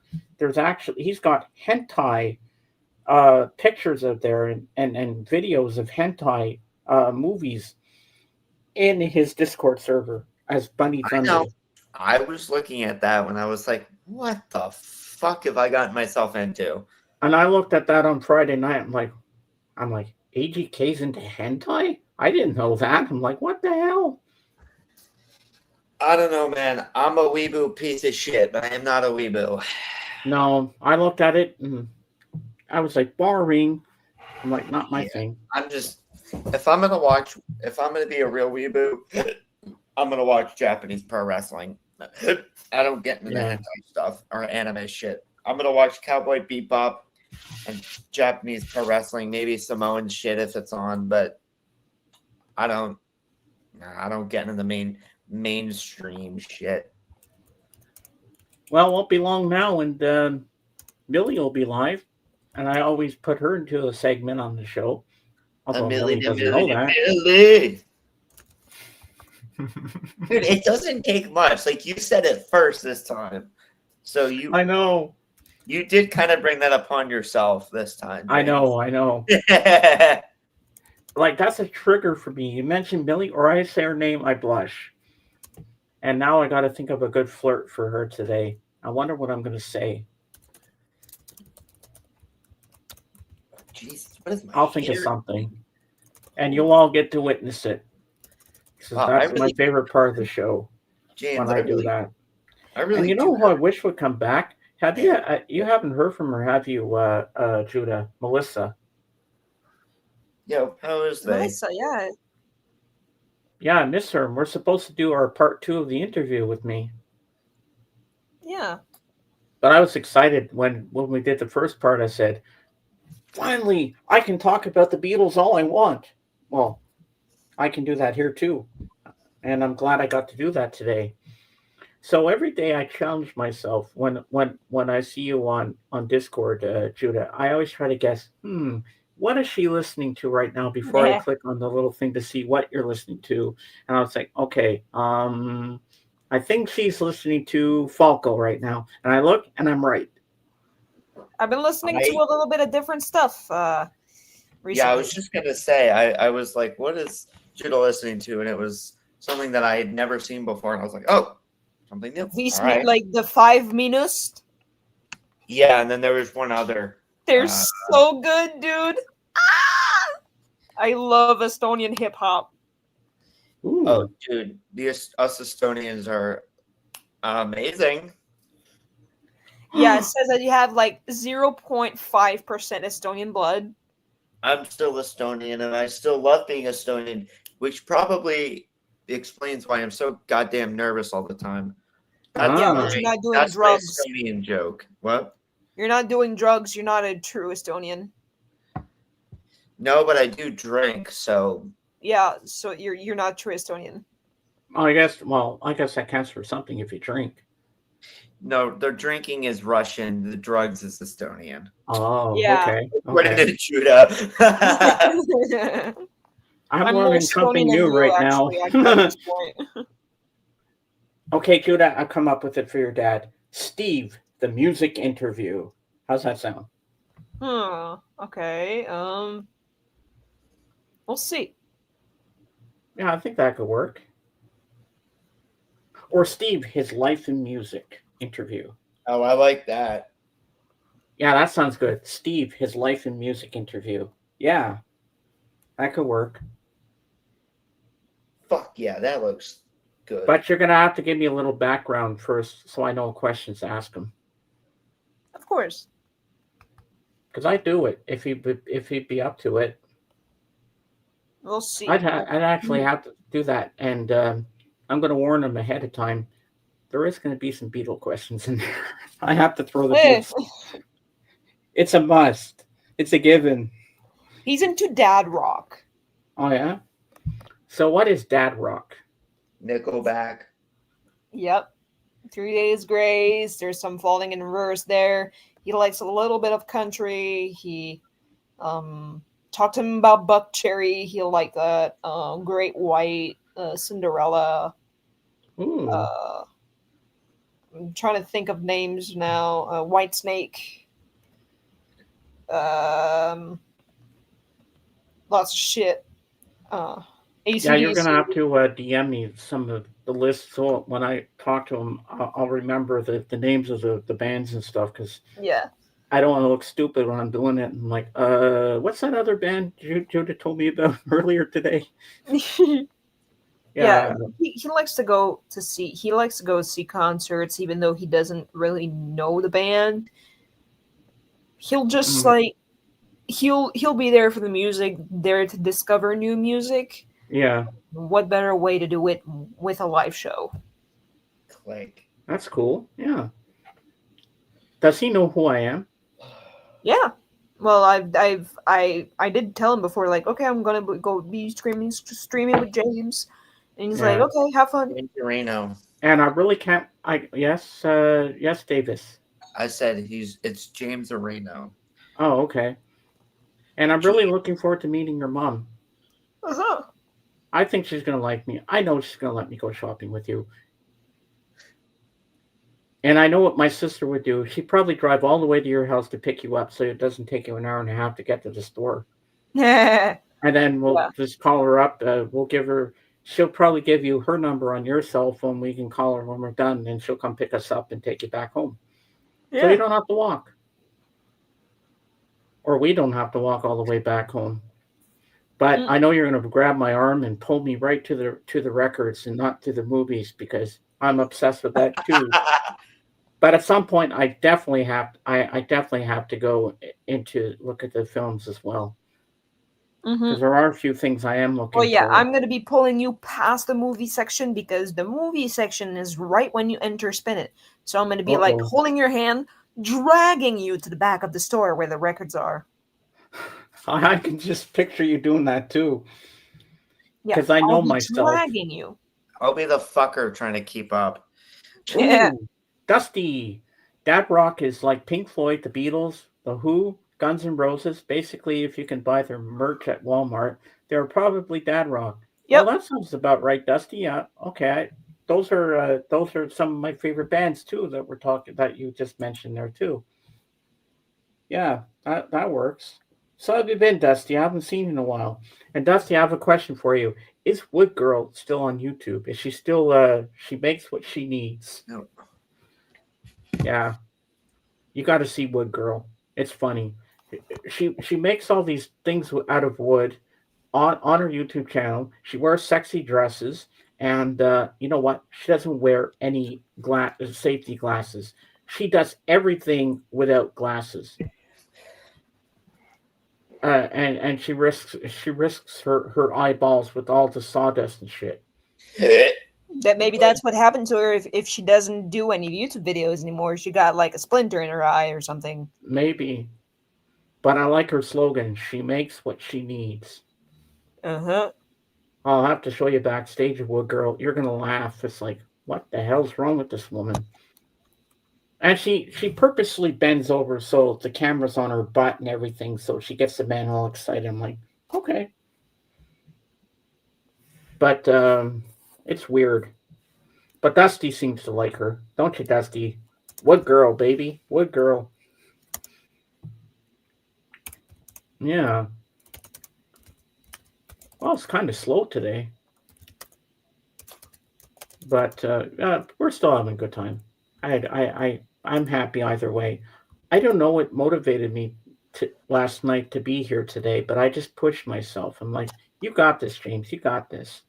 And now every Sunday's still going to be better because now I know where we stand with everything, and I feel good. I feel good. Now I don't have to worry about Sundays anymore. Wood Girl, haha! You remember Dusty? Is she still around, or did she throw in the towel, or throw in her saw or whatever? Bro. I don't know what you call it. Yeah, Wood Girl. I remember when you first introduced me to Wood Girl. And Dave, when Dave was still around, I remember those days when we watched the videos of Wood Girl. That was funny. No, I'm happy. I am happy. Yeah, she does a video every couple of months. Oh, so she's not doing it on a regular basis like she used to. Yeah, I'd show one now, but I don't know if I'd be taken down. Dusty, I can't play part of a Wood Girl video right now, can I? Would I go down? Would they shut me down? Shut me down if I played a couple of minutes of one? I don't know if I want to risk it because it is funny to watch one of her videos. First of all, let me see if there is one. Hold on, I'll go to YouTube and let's see what. Do. Okay.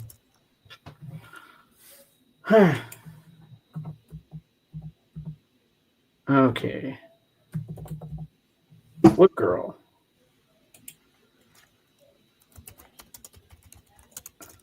Um.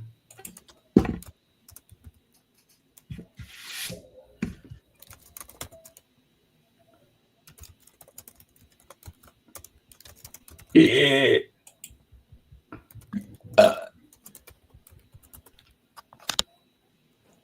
Come on, come on, come on. Skip, I'm skip. trying to factory reset my old phone and it won't fucking let me. So I have to do this shit and fucking incorrect password it enough until it factory resets. Oh, you never got claims from her? You guys want to? You guys want to see Wood Girl? No. No. This woman is dangerous. She doesn't even wear safety goggles or nothing. She just does I'm it. good. It's crazy. But apparently she's pretty famous and she makes a lot of people happy. But she's not my thing.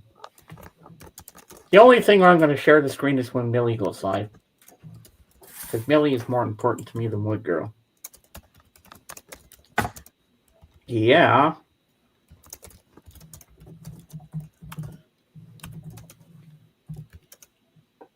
I think Sarah's going to come in here soon to see us, because I know she likes being here too. Yesterday, she thought she was a troublemaker, and she says, "Bestie, I'm a loser." I said, "No, you're not." She says, "I don't amount to anything, and nobody. I don't think I'm not worth it." I'm like, "Of course you are." She doubts herself a lot. And I tell her, when you feel like that, talk to me or talk to Judah, because I motivate her. I try to make her feel better. And I hate when she gets like that. It bothers me. And she says, "Does Judah loves me?" Because of because she's from Poland, so she doesn't speak in full English sentences. I said, "Of course Judah loves you." She says, "She's my friend." I said, "Of course she is." She worries too much about that. And she says, "How about Davis? Does Davis like me?" Of course he does. We all like you. I mean, we haven't talked much, so I don't mind her. She seems fun. James, have you know who been trying to get backstage today? Nope, she has not tried to get backstage today. I think she's learned her lesson. She knows now that she's banned for life. And even if she did, we'll kick her ass right out of here. She ain't allowed on here. Now, Millie on the other hand, if Millie popped in here and wanted to be on camera, hey, she could stay for the whole show. I don't mind. LOL. There's only one problem with that. I'd be blushing the whole time. I was just gonna say. And I know what Judah would probably do too. She'd probably move herself out of the way and put Millie right next to me. That's gonna make it even worse. I'll be so tongue-tied, I won't even be able to form words. And then she'll know how I feel about her.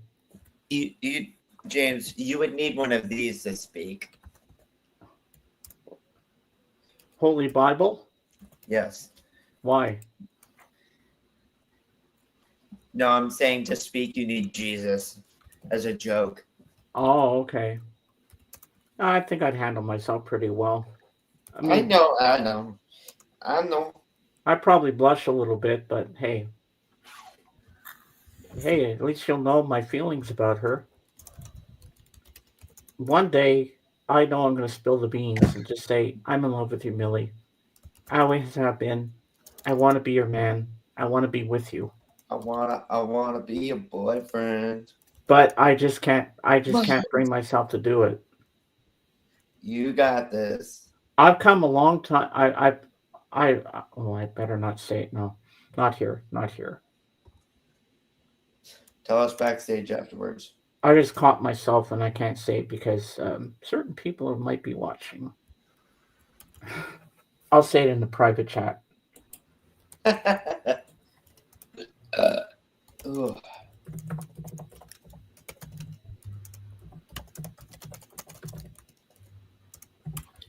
you go, guys. Here. Oh, yeah. Also, it's raining here and I'm happy. Yeah, it's snowing here. Oh, Bucky. God damn it, James. Yeah, I'll probably get a dusting and it won't last that long. Yeah.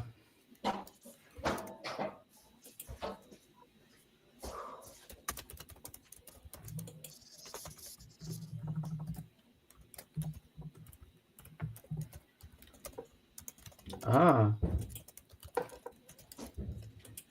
I just heard from JJ. Hey. I love JJ. Yeah, JJ is cool. Yeah, I wish he'd come in here today and show us Taco. I want to see Taco. Taco? A Tacoma? What?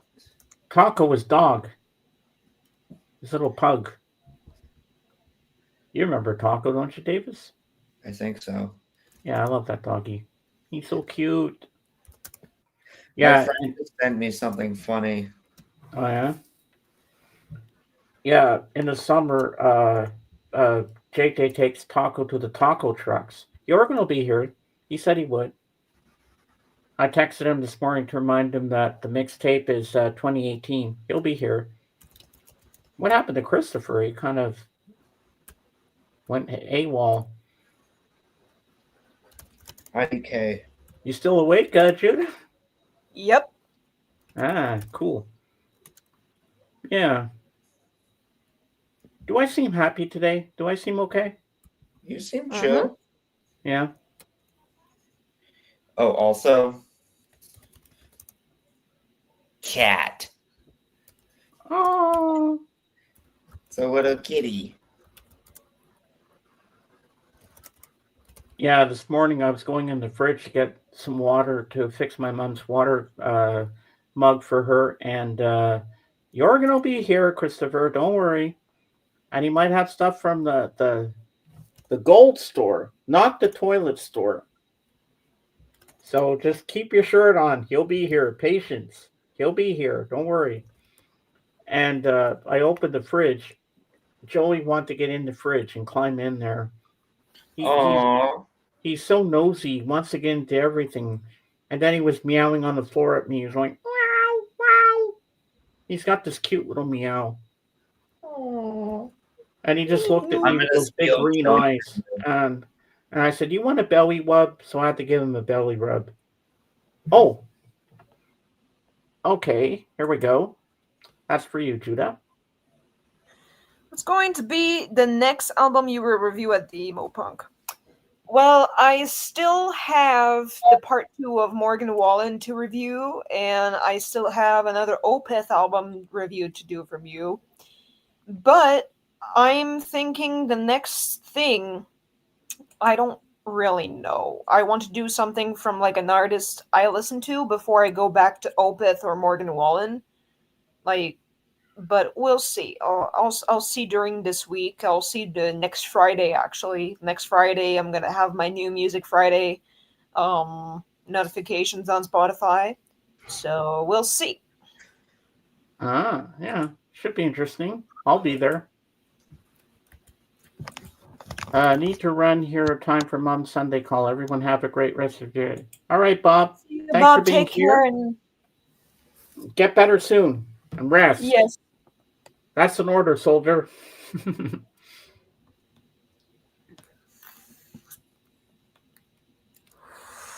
Yeah, and at some point I really want you to do a review on the Beatles album Abbey Road, but we'll have to do it in the Talk Lounge because that'll take you down right away, the Beatles. But we definitely have to do that one. Mm-hmm. Mm-hmm. And you know what? When I was in Memphis, all the waitresses, when you say thank you, when they bring something to your table, they don't say, "Oh, you're welcome, honey child." They say, "Mm-hmm." Mm-hmm. That's what they do. And one lady where we stayed in Memphis, she said, "Howdy, fellas. Would you like me to rustle you up some grits?" Oh my god. I don't even know what the hell grits are. Oatmeal. Is it good? Can be. Yeah. No, we had toast and eggs before she asked us. I said, "No, we've had coffee." And that was the first place I actually tried catfish. And catfish is pretty good. Of course, I felt sick that night because I wasn't feeling well. Probably because I was excited that I was there, seeing my idol, the king of rock and roll. But the next day, I had a fever, but I still went. I still went to Graceland. I said, "No, I'm not giving up. I'm doing this, Dad. We came all this way. I'm not going to stay here in the room and sleep all day. No, I want to go." And I did. And I felt so much better that I went. And I was going to try to get my dad to distract everybody so I could sneak upstairs to see their bedroom. Oh my god. Yeah, good luck. They probably have security cameras. I would have snuck in there somehow. Yeah, but all the wall of gold records, it's all a long hallway. You couldn't even take pictures of that. You would have needed video to take it all because both sides of the walls are all full, all the way up to the top of the ceiling. That's how beautiful it was. And I got to witness all that. I was like, yes. Yeah, I saw the watch straps that you sent me, but getting this thing off, I think my sister said no. She says, "I'm going to get you a new watch for Christmas." It might even be easier. But I said, "Just get me a digital watch, but with a strap that's not going to break." Because that's a pain in the ass. But I like the Velcro ones because they're easy to put on, take off. Yeah. Yeah. But the most exciting gift I'm getting is Beatles Anthology number 4. How that got thrown into the mix, I don't know, but I'm happy. I don't know if it's our friend Terry Venus who's getting it for me, or if my mom just said, throw it in with the rest of the stuff. Why not? And a Beatles calendar to boot as well. So I'm happy. And yeah, it's going to be fun. And I'm glad we can all spend New Year's Eve together. Because last year, I really had no one to hang with. It sucked. And it was my first year without drinking. And well, at midnight I'll have a soft drink. I'll have a Coke or something to celebrate, but that's about it. And some munchies. And Yeah. maybe I'll get high. Yeah, that's it. I can get high. Yeah, Judah and I can get high together. Yep. And we'll remember it's the 2026 when we hit midnight. Well, thank God we're in the same time zone. So what time would it be for Davis? That would be If 11 p.m. for him. Okay, so he'd be like 1 o'clock in the morning for his midnight. No. Wait, for Yeah. us, it would be 1 o'clock in the morning when it's his midnight. Oh, okay. Y'all will have to suffer with me until 1 a.m. Oh, I can do that. I'll be drinking all night. I don't care. Oh yeah. I'll probably go to the bar at like 8 or 9. Get some food. Hopefully have some Coronas with me and just start binge drinking. Yep. And then January 27th mark 2 years I've been sober. That's good. Good. I've stuck to my guns. People can drink beer around me and they said the smell doesn't bother you. I'm like, no.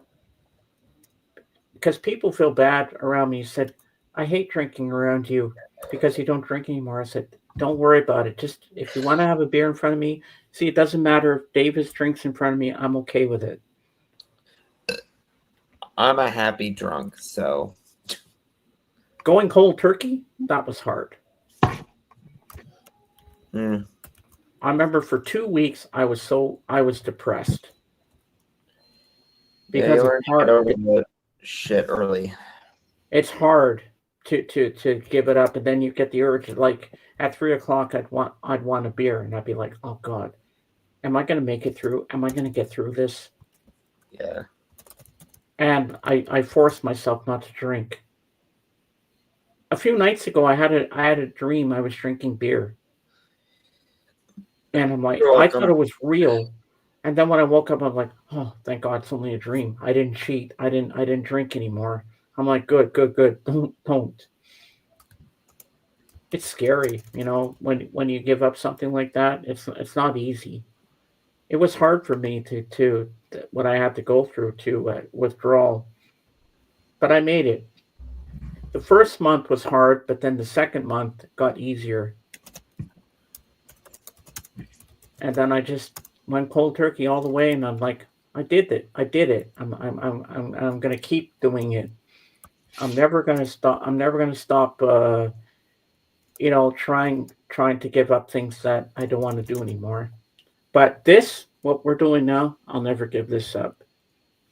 Once I started it in 2022, why stop now? I enjoy what I do. I enjoy bringing musical knowledge to everybody and sharing my love of music with everybody, especially my love of the Beatles and Elvis Presley. And you know what? Started with Elvis, then went to the Beatles, and then from the Beatles, I went into other groups and stuff. Then I discovered Simon and Garfunkel. I discovered the Doors. I discovered Pink Floyd. You know, it took me into my early 20s to get into all the other stuff like Led Zeppelin stuff, but every day I cannot start my mornings without putting on Sirius XM and having my Beatles every morning. And then on the days there's no Beatles on, I put on classic vinyl and they play a lot of good stuff. Today they had guest hosts. They had uh, Robbie Krieger and John Densmore of the Doors. They were the guest hosts today. And they played Break On Through to the Other Side, but the right version where he says she gets high. Because most versions you have on album, that's the hard one to find where he says she gets high, she gets high. But I have it on CD. I have their first album on vinyl, but that one doesn't have it. It just goes she gets doom da doom doom she gets, but on the CD it's got she gets high. Yeah, I love that song. And the live version of the end, that's when it gets weird. You know that song, right? Which one? This is the end. Do, do, do. Yeah, My the towards only the end. friend, the end. Yeah, I like that song. That was perfect for Apocalypse Now. Definitely. Because that's the song that starts the movie off. I said, Yep. oh, that's a perfect song for that.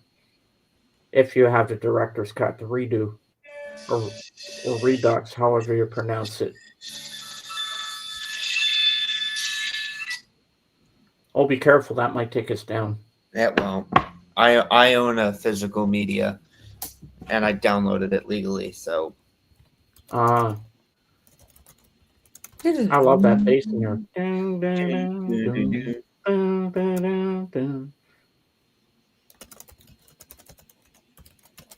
Yeah. Somebody's typing. Yeah, Not that's it. weird. Yeah, you type really fast. Not really, actually. I No, can. you sound like you type faster than I do. Mm. Can you type with your eyes closed? No. No. I can. Here, watch this. Okay. Oh, Nice burp. I'll type the alphabet in the in the side chat.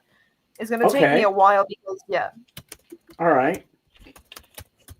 I typed that without looking. Mm. Yeah, I can type without looking, but sometimes I do look. There you go. I'll do it again. I got to I. Before I was like, oh fuck. Ah. Hold There we on. go. Stupid mouse. The more I do it, the faster I get. Oh, that's pretty cool. Hold on, let me restart that. I'm so tired. All right, let's see if I can type something in the side chat too, without looking.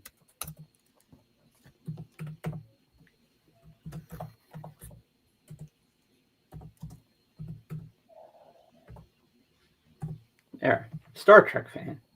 There we go. I did that without looking. Sometimes I do look. Yeah, I I remember- always need to look. Yeah, me too. Because sometimes I'll write in Discord and I'll make spelling mistakes, or I'll mess up a sentence or something, and then sometimes I forget to go back in and edit it. Blindfolded, baby. Yeah. Aw, that's cool.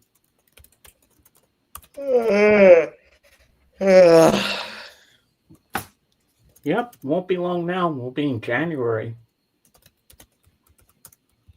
And January 8th, that's a Monday. That'll be 1 year that I've known Judah. Mm-hmm. That's the day we met. I can't remember if it was Omi TV or Omegle where I met you. I can't remember which one I met you on. But it was the best day of my life. Other thing. I said, finally, someone that wants to talk music with me. Mm. Yep, 1 year. And you know what? Every morning now, what's her face? Jen, Dave's wife, she sends me cute little pictures of animals and Christmas stuff, and she sends me funny videos and stuff every day. It's back to the way it was. And Dave says to me, talks to me every so often when he's not busy. He shows me the projects he's working on, and he always wishes me luck on our streams and stuff. And you know what? It's good. He still cares. He still loves me. But I'm going to ask him if he'd like to join us on the 14th for the Christmas show. I'd love to have him on here. That would be cool. And on my anniversary, March 11th. when we celebrate my 4-year anniversary. God, 4 years! Oh my God!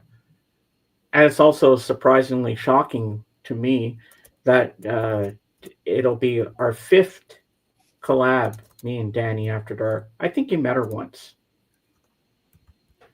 and we have the same sense of humor. Because I send her funny things and she sends me funny things because our humor is different from everybody else's. And she says, "Yeah, my husband doesn't have the same sense of humor I do. And James, you get me. You get my humor all the way." I said, "Yes, I do." And Don, he's a different character. Like, some people get his humor, some don't. Yeah, I I, do get his humor. I think he's fucking hilarious. I love him too. Because I met him in Tata's Discord server when I was in her talk lounge one day, and that's how I met him. I said, "Hey," and we stuck around afterwards, and we're the last two to leave, and we're still talking. We're talking about the Beatles, and he was telling me jokes. I'm like, "You want to join my server too?" He says, "Yeah." He said he'd come back to my server. Okay. I talked to him. I said, "Don't leave." Blood misunderstood everything. He didn't realize it was a joke and stuff like that. And I said I had a talk with him. Come back. We miss you. We love you. You're always welcome here. And he said, "Yeah, okay, I will." I'm good at motivating people like that. And I like Don. Not too many people will understand his jokes, but I like him because he's a good person and he seems to care about us. And I know he'd be protective of me too, like you guys are. Here I am, almost 57 years old, and the younger generation is still looking out for me. I like that. That means I have true friends. And even Dave still looks out for me to make sure I'm safe. And I like that. That means I have true blue friends. Mm. And I'm happy. I just wish I had more friends physically around here, but I don't. And my whole choir back home, there's no more choir. They're gone. And I miss all that. Most of them passed away, and I miss my choir friends. We used to have a lot of fun together. After mass, we go to this place called Marché de West, and we'd have coffee and we'd have uh, snacks and stuff. And then my friend Norbert Pinto, he would say, "You know what I want to do? I want us all to do a flash mob in here." I'm like, "What?" He says, "Yeah, I could come out with my guitar. We'll have dancers and everything." Like I said, you want to do basically you want to do a Broadway show? He's like, "Yeah, why not? Let's do that in here." But I think you have to go to the manager of the store and to do a flash mob. I don't think you can just do it like on your own without getting permission to do it. I think that's how it works. But yeah, that would have been funny if he had tried to do a flash mob. Yeah. Come on, Jorgen, get your butt in here. Jorgen. Jorgen. We need Jorgen. you. Jorgen. Jorgen. I gotta remind him. I am live.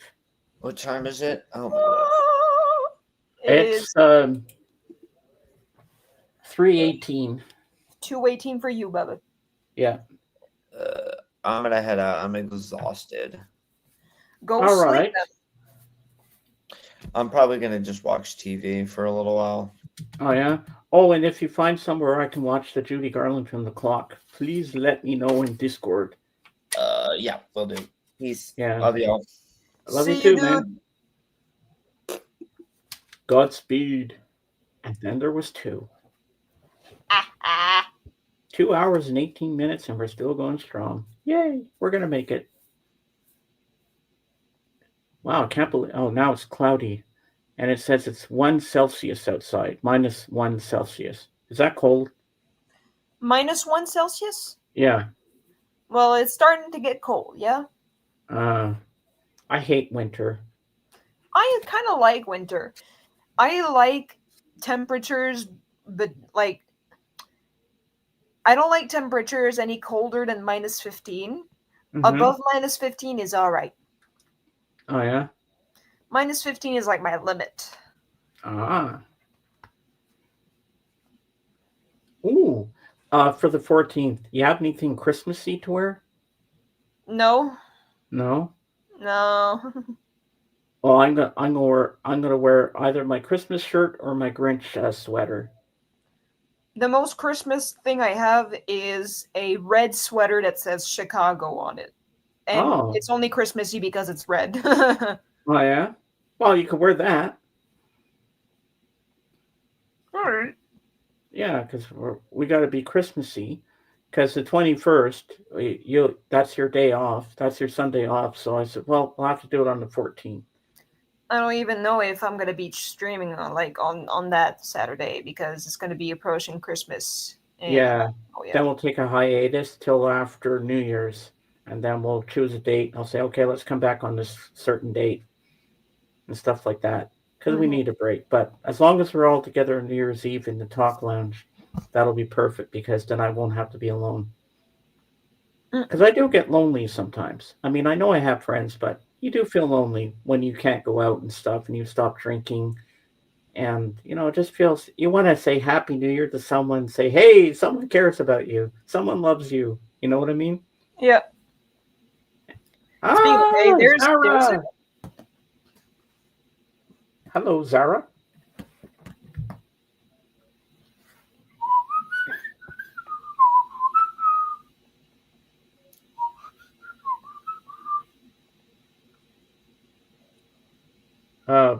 Pierogies. Yes, I love pierogies. You ever had pierogies? Me no. Oh, they're so good. You can get them at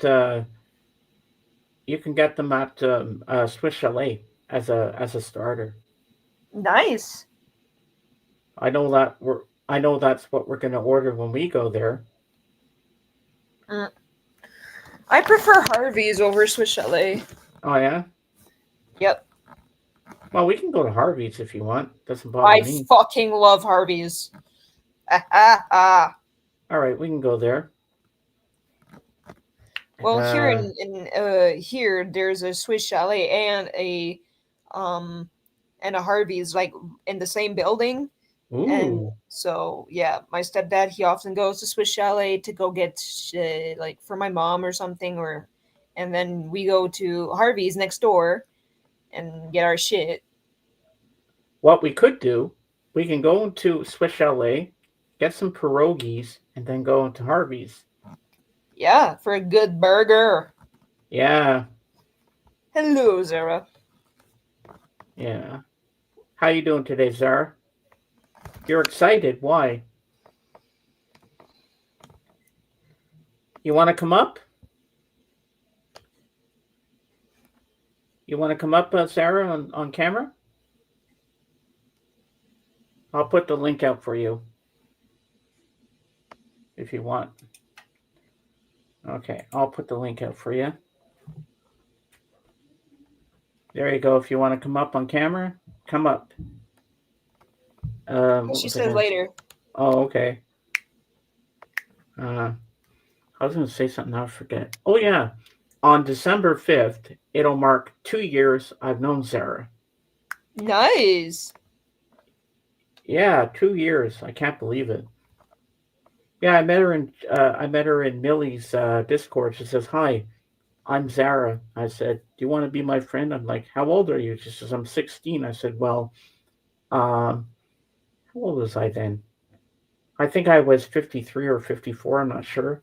And then we became friends, and we've been friends ever since. Mm-hmm. And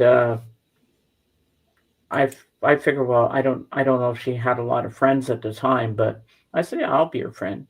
And then I brought her into the fold and introduced all of you guys to her, and now she feels happy. Beatles forever, yeah. Besties forever, yes. Pierogi. This girl's obsessed with pierogies. Oh, Judith, you got to try pierogies. They're so good. I will. Oh, they're so tasty. Mm. And I know what I'm putting on my burger. Lots of jalapeno peppers. Hell yeah. Mind you, I'll be farting up a storm later because they make me gassy, but do I care? No. I'm comfortable with you now. I mean, I've let some rip in the chat before. But doing it on camera, no, I can't do that.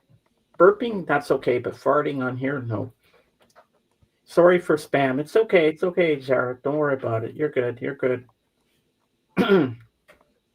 Yeah. So do you have any Christmas traditions? I know it's not our Christmas special yet, but do you have any Christmas traditions you have every year, Judah, that you do? We well here in New Brunswick, I don't think I do have really much of a tradition here established with my parents, but in Quebec, we used to invite all of the family over into my stepmother's house, and we'd have like turkey and meat pie and potatoes and all sorts of veggies, and Oh, I know what that's basically a called. big fucking big feast. Yeah, I know that's called a réveillon. a réveillon. Yeah, Yeah. we have a réveillon and open the presents when we're finished, and party until every single one of us is drunk, and then we Ooh. go home. Quebec is close to Montreal. No, Montreal is in Quebec, Yeah, and it's part of Quebec it. City is about 3 hours away, 5 hours away from Montreal. Yeah, I've been to Quebec City a couple times when I was younger. Nice. I used to live like 45 minutes away from Quebec City. Wow. Yeah. Can't believe I'm going back. I can't I wait. know you're so lucky. Do you get a lot of snow there, Zara, in Poland?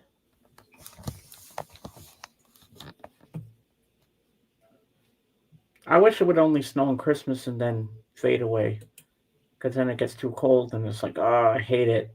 Since But that's December just is me. starting, I can't wait for it to snow. Oh, yeah? Yeah.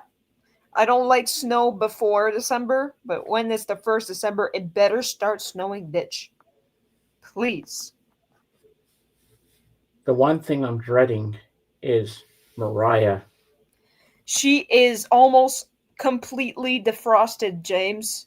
Oh, I'm cringing thinking about that. Ooh. I'd, I'd rather have Judy Garland singing Have Yourself a Merry Little Christmas compared to All I Want for Christmas Is You. Do you prefer Yoko Ono over Mariah Carey? Oh, that's a no-brainer. At this time, I would say Mariah. Really? Yeah, because Yoko cannot sing. I had a feeling you were going to ask me a question like that. So basically, after Christmas, you're gonna be like, fuck Mariah Carey. I prefer Yoko over you." Maybe.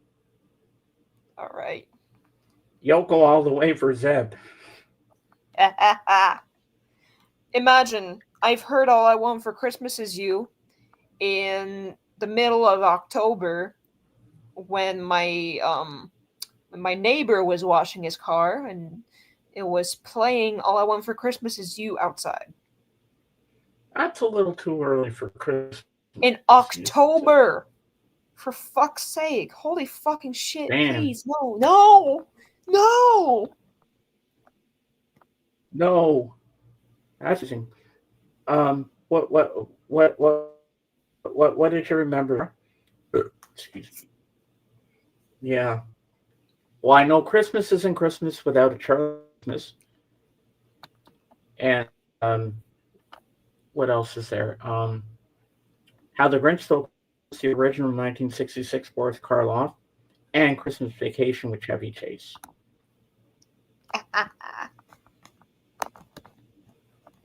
And my Christmas tradition, every Christmas Eve, we're allowed to open one gift.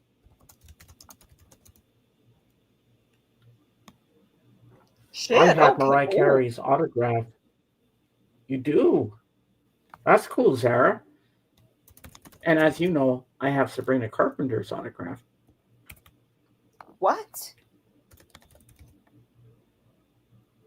Here, let me go get it. Let me get it.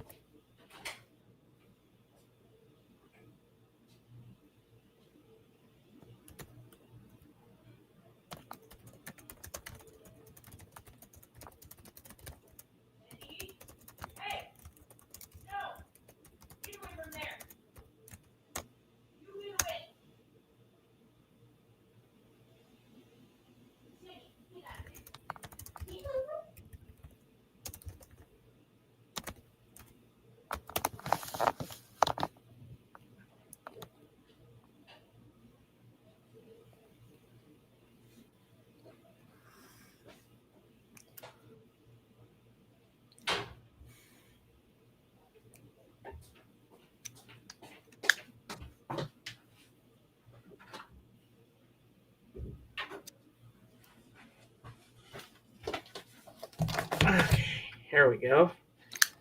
Oh, my bad, Zeb. That was my mom.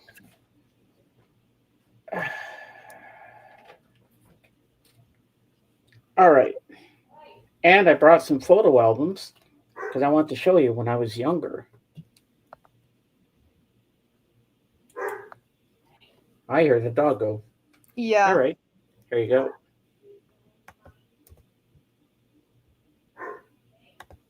There you go. There's her autograph. And That is so awesome. on the CD as well. Because my cousin knew someone, a stagehand, that was doing one of her things in LA, and that's how she got me the pictures. And here I am with some lovely ladies when I was younger. Who's that? That's my friend Irene. I forget who this girl was, and that's my cousin Kevin's wife, Jeannie. Nice. Yeah. How would you spell Jeannie? I think it's Eugenia with an E or something like that. Oh, okay. And that bird over here, that's Tweety. That was my Tweety. cousin's bird, and she was getting rid of it in '92, and she gave it to me. So he was my pet for a while. Aww. Yeah. And I call him my baby bee because he. And here's Matthew, my nephew when he was small. You've met Matthew before. There he is with my friend Deborah and me. Uh-huh. There he is as a baby. I was holding him. There he is on his christening with me. Mm-hmm. Yeah. I'm just flipping through and finding the good pictures. Here's me on a ski-doo.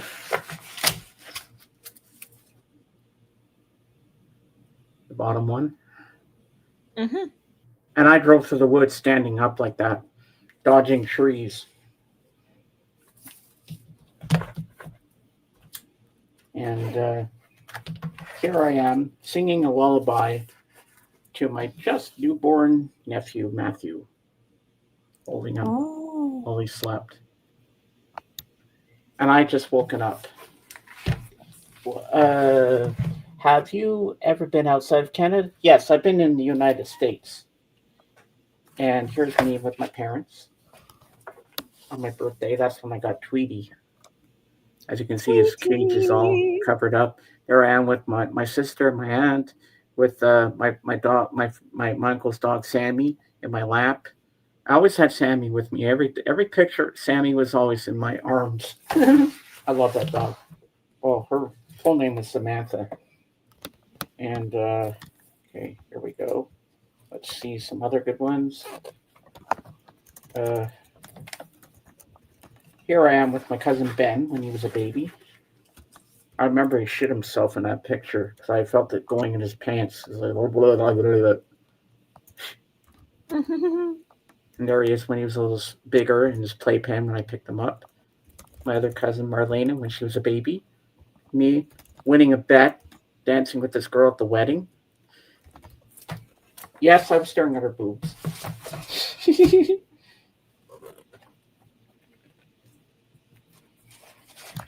And this is my cousin Krista when she was a baby. I had a hell of a time to slide in so the dog wouldn't run off for this cute picture. Isn't that cute? Mm-hmm. Yeah. Every time there was a function, James will look after the baby, and here I am dressed as a Joker. Right here with the guy that played Robin. Oh. And yes, my flower had water, and I could squirt water out of it. And there's me with my uncle. And Sammy, of course. I always had Sammy with me. And then, what's in my second one here? Drop that on the floor. Let's see what we got in here. Oh yeah, this is when I got my camera. Not a digital one. I just had a regular camera with film in it. And I was starting to take pictures and stuff. I took these myself. Like still life and stuff. I was just trying different things at the time. And this is some British people that I knew. And I all had them holding British films that I owned of their native England. So we're all trying to pose for pictures with them all.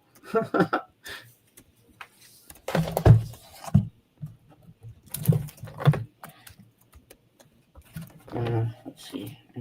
Oh, this is my cousin Martin and his twins, little babies with my dad and me. They're so cute.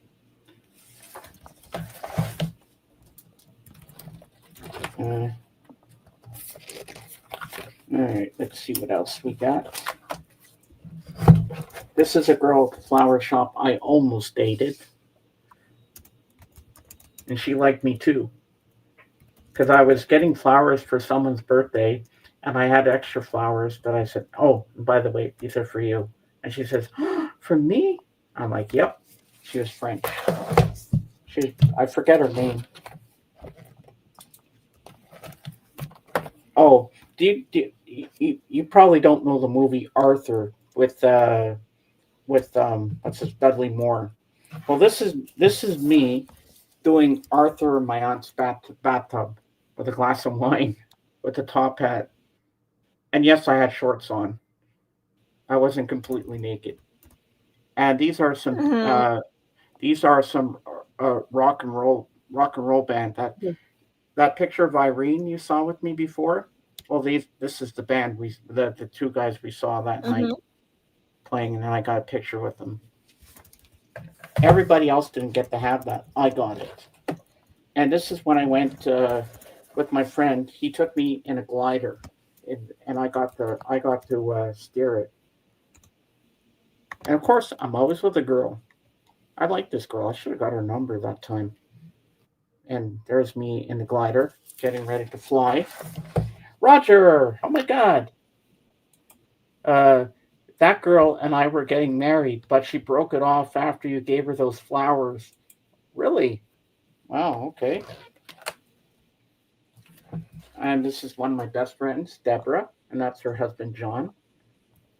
There I am with Sammy again.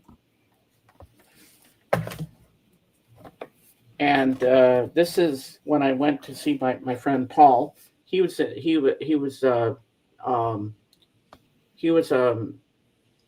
drove a plane and stuff, and everybody got to go look at it, and there was a court around it, but I got special privileges.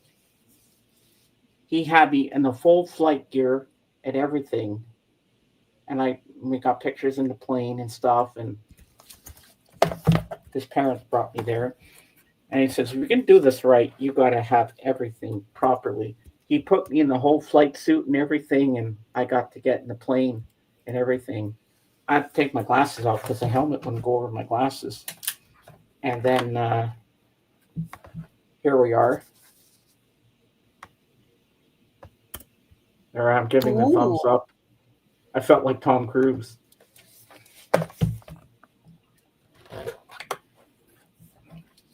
It was hard to get in that thing. There's lots of buttons. I said, where's the start button? How does this thing start?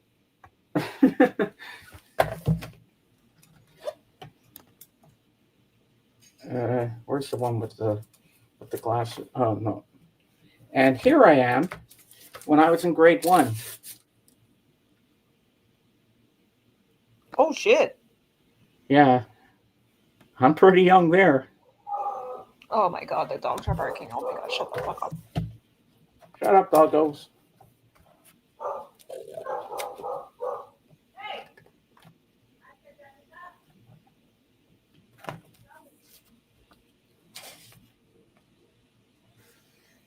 I should get something to eat. Oh, you're welcome. Do you know the singer Alanis Morissette? Yeah, I do. Well, I don't know how well it's going to show up, but look. You got a signature from her? Yep, see? Damn. To James Love Alanis. That's before she took on her last name. Isn't that cool? Yeah. And I got that. My friend actually got it for me because he met her and he wanted to do a photo shoot with her. And he said, my friend will kill me if I don't get an autograph because he's a huge fan of yours. And she says, well, we don't want your friend breaking your arm. It says to James Love Alanis, Zara. Yeah, so now you got to see some younger pictures of me. Uh-huh. No, I need to turn off. I need to turn on the lights. There we go. Full screen. And we are going to the kitchen. Gotta get something to eat. I've been starving. Oh, yeah? And, of course, on our Christmas special on the 14th, I'm gonna sing White Christmas, and I'll have Miss Piggy in here. Mm-hmm. Have you seen me operate Miss Piggy before? I think I have. Yeah. Well, I know everybody's going to want Miss Piggy, and I know they're going to want her on Friday with Danny, because we're going to say, where's Miss Piggy? We want Miss Piggy. I said, of course. Of course I'll have Miss Piggy there. Oh, that was back in 91, 92-ish, I think, Sarah, when I got that autograph. I'm surprised I still had that. Yeah, Miss Piggy. Yeah. And I'm not even telling you, Zara. Oh, you're cool. I'm not even telling you what Christmas shirt I'm going to have for Friday. It's a surprise. Oh, what's the idea? I even remember that drunken bloody Kermit who was. Oh yeah, don't get me started. Oh, that was a disaster, Zeb. Oh, I kicked his ass. Yeah, accidentally kicked you out, Zeb, by mistake. Do you remember? I hit the wrong button. No, not a pierogi shirt. Something different. It's Christmassy, but I'm not going to say what it is. You're just going to have to tune in and find out. It was bizarre. Like he wanted everything his way. I'm like, no, this is my stream. You don't like it? Get out of here. I showed him. I showed him the way out. And hey, you know what are you gonna do? No, but Zeb, you've been there since day one, supporting me, and I appreciate you being here every Sunday. And I'm happy you're part of the crew. Yeah, and I like we watch Christmas movies in Talk Lounge. Yeah, I think we can do that, Sarah, but we probably need blood for that to show Christmas movies. If he has any, that is.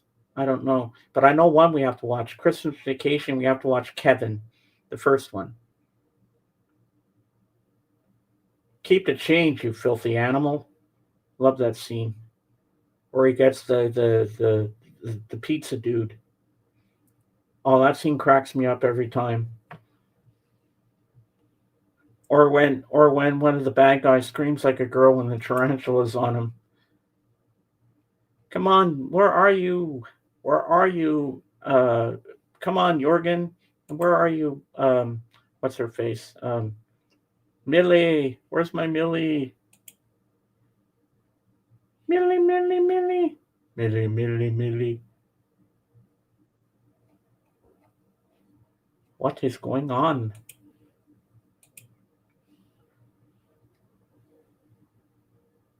Macaulay Culkin, yes. Oh my God, the Kermit guy. I remember that. Oh, he used to be a nice guy, but then he just went crazy and stupid. Well, I kicked his ass out of there, and he's never bothered me since. Like he just want to be the center of attention and everything, but I wasn't allowing it. It was cute at the beginning with him and Miss Piggy, but then he just got a little too out of hand. It's like, no, don't do that. Please don't do that. Sarah, don't worry. I can't spell half the time myself, so you're not the only one. Don't worry about it. Oh, you don't want to know, Sarah. I'm not going to get into it. It's nothing to worry about. It's the guy was an idiot. Let's just put it that way. And that's all I'm going to say. You don't want to know about him, what he did. It was bad. That's all I'm going to say. It's better you don't know. It's not worth it. The guy's gone. I blocked him. I banned him. He's gone for good. He just got a little too big for his britches. Let's just put it that way. And don't worry about your spelling. Yeah, that Kermit guy. Oh, he was something else, wasn't he, Dusty? Oh, I think Dave even wanted to kick his ass. I know I did. My mom wanted to kick him in the balls. She wanted to knock him into next week if she could. I mean, you know my mom. She puts the fear of God in everybody pretty much. Yeah, yeah, yeah, yeah. I hope Jorgen gets here soon. I hope he has some new stuff to show us. That'll be cool. Yeah.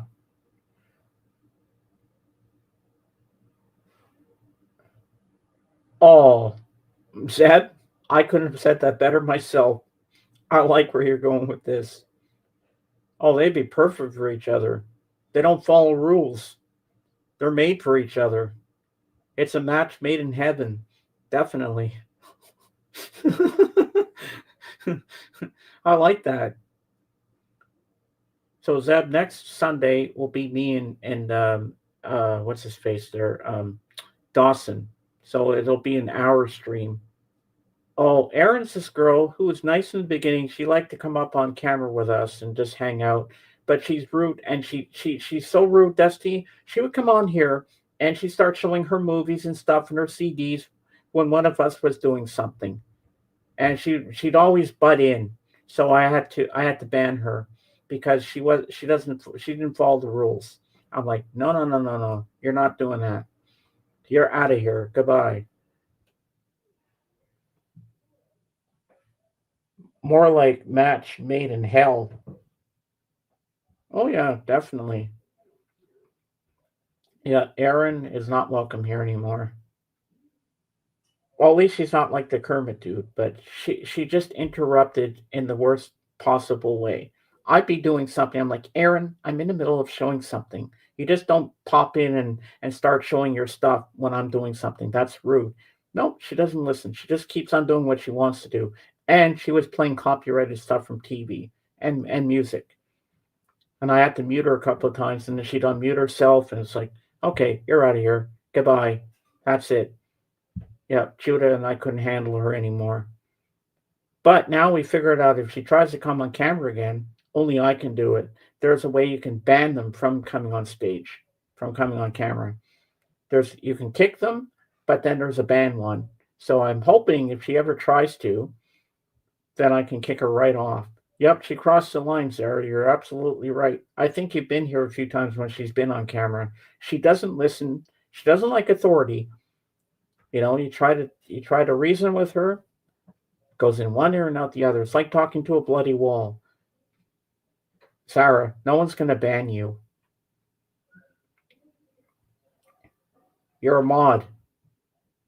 You can't be banned. You're part of the crew. We need you here. Of course, no one's going to ban you. You're safe here, Zara. You're always safe here with us. Always. I guess. Are we still talking about Erin? Yeah. I was telling Dusty about her. Oh, she's actually on camera. Yay. And she's got food. Bologna. Bologna's good. Sandwich. Yum. Bologna sandwich is always good. My mom cuts her burgers in half. I hate having a burger in half. I like it whole. You want to hold that thing in your hands, you know? You want to take that big bite. But my mom makes me the juiciest hamburgers ever. I'll eat on camera if I want to. Hey, we kind of always eat on camera here. Yeah, we do. We're always eating online.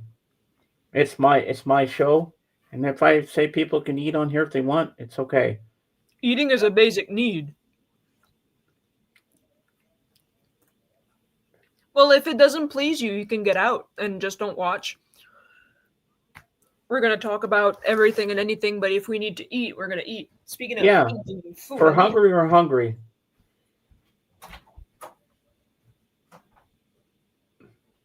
Of course you can, Zara. You can eat on camera. I don't care. I don't mind at all. And who are you, Clayton?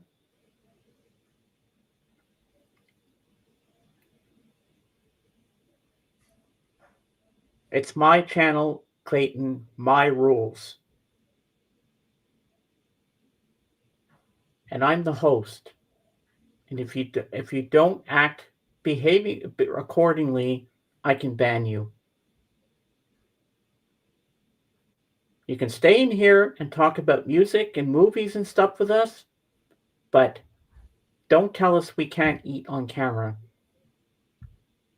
Got it? That's my rule. If you don't like it, you can get the fuck out. I'm sorry. Yeah, I do. Kate's here. You want to come up, Kate? I'll give you the link.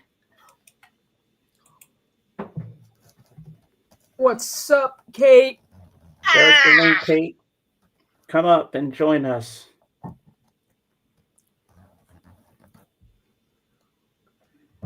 Okay, sounds good. I make the best bologna sandwiches ever. Oh, yeah? Mayo, bologna. Usually I put lettuce, but we don't have lettuce, and a little bit of chipotle. Oh, chipotle sounds good. I don't like lettuce in the sandwich. I need the crunch. Oh, yeah? Oh, I need the crunch.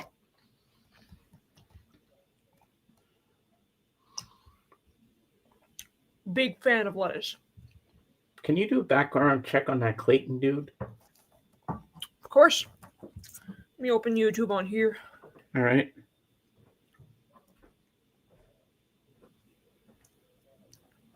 Chipotle is like a spicy mustard or something. I don't know what you call it. Sort of, yeah. Yeah. Okay, okay, Kate. Sounds good.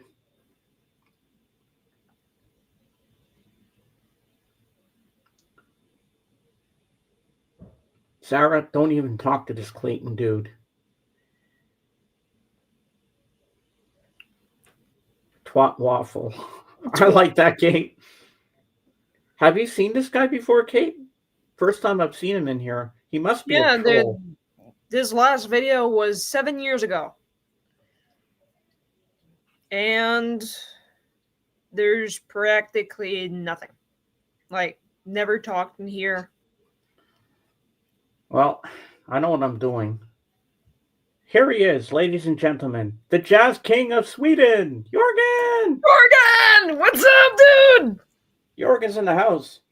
And your best buddy there, Christopher, has been waiting for you to get here. Says, where's Jorgen? Oh, man. Hello, man. Hey, what's up, man? So, Jorgen, I got to run something by you. There's something new that we've come up with. Every second Sunday, Judah and ours are going to stream, and the other Sundays is going to be an hour stream with me and Dawson. Okay. Because she wants to do her Saturday stream, so we came to a compromise. We'll do it every second Sunday. So we're cool with that. We're still going to do this. She's not going to leave me. I'm not going to lose my co-host. Is Dawson okay with that? Oh yeah, Dawson's cool. I mean, Dawson and I are going to do an hour show, and I'm only going to do my 4-hour show when Judah's here. Okay. But you can come, Jorgen, earlier that day if you want to. When I do it with Dawson, if you want to be here, you're more than welcome to. Yeah. All right. So our mixtape. I'll tell you what the mixtape is. I only had 8 songs this time because I didn't know practically anything. They had a lot of Drake in there, but I don't follow Drake, so I didn't put him in, so he doesn't count because I don't know what songs are popular if he has it. So this is what I got. So we got Havana, Camila Cabello, Never Be the Same, Camila Cabello, Natural, Imagine Dragons, How Long, Charlie Puth, Shallow, Lady Gaga and Bradley Cooper, New Rules, Dua Lipa, The Greatest Show, Hugh Jackman, and Let Me Go, Haley Steinfeld. Okay. I Short don't and sweet. think I've heard any of these songs. Well, you know Haley Steinfeld, of course. Well, songs, I said, not artists. Yeah, okay. Well, All starting with 3 Swedish rednecks, formerly known as Cotton Eye Joe, but with a whole lot better song called Manly Man. We had a song. They're Swedish? Rednecks is Swedish, yes. Did not know that.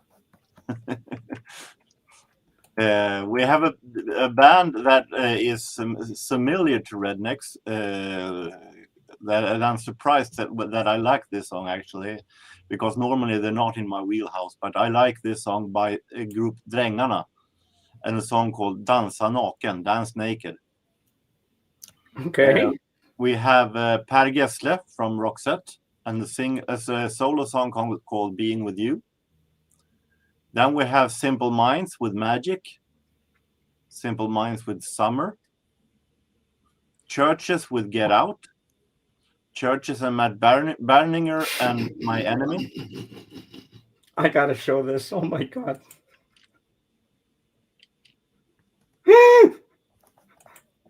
Oh my god. Oh my god. You caught me again. You caught me red-handed. Jorgen is a newbie. Jorgen, why would you know that in the first place? Were you spying on him? I think it's interesting that he called me a nudie when he see I'm fully dressed. And Zeb says I'm puking already, Jorgen. I know the feeling, Christopher. I have it every week when you show yours. Oh. Johnny Marr with Hi Hello. Then we have U96 and Wolfgang Fleur formerly from Kraftwerk with Zunkovsmusik. Centurion Prime from Norway with their cover of Sweet Harmony, the beloved song. Chemical Brothers with Free Yourself, and Chemical Brothers with Ma. Then we have actually Hailey Steinfeld with. But with a song called Be With You, Be With You. Oh, wow. Which actually is the song that was in the end titles of the Bumblebee movie. Oh. British group Spray with a song called Everything's Better with Muppets. The Struts with Prima Donna Like Me. And The Prodigy with Fight Fire with Fire. Fight fire with fire. Nice. That was mine. Coolio. Do you have anything new this week? Oh, not only for this week, but for the last week and last week's one. All right, let's see what we got. All right, I'll make you big. I'm a little unsure with what I've shown or not, but now I look like a confused professor. I have a whole lot of 45s. So I saved those for last. Oh, nice. This one I bought for $1, and I'm very satisfied with Stevie Wonder, Down to Earth from '66.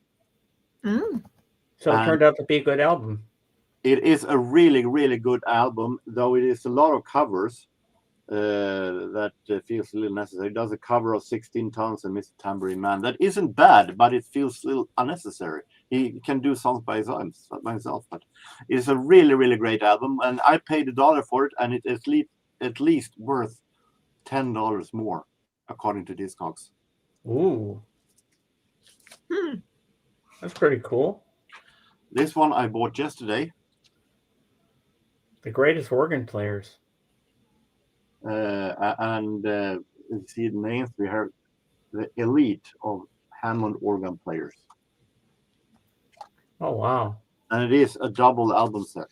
I paid $1.50 for. No, I paid $1 for it. I paid $1. Nice. Pretty cool. A CD. One of my favorite pianists, Art Tatum, in a Pablo release. We have a Sarah Vaughan together with Clifford Brown. I listened to this yesterday. It's a really, really great Sarah Vaughan album. Mm-hmm. Nice. Louis Armstrong and the Hot 5 and Hot 7. So this is early jazz. Ooh. I like his tux. His what? His tux. Tuxedo. Okay. Yeah. I heard something else, but I like his. You like his what? His tux. Tux. Tux. I heard you. I heard with a K, but I like his Okay. tux. and then Ooh. Ton of 45s. Ah. Good song. the only Great song, album. the only song from Greece that comes into this apartment. I love everything from Greece. Every song is good. Not even Olivia Newton-John, and you like Olivia.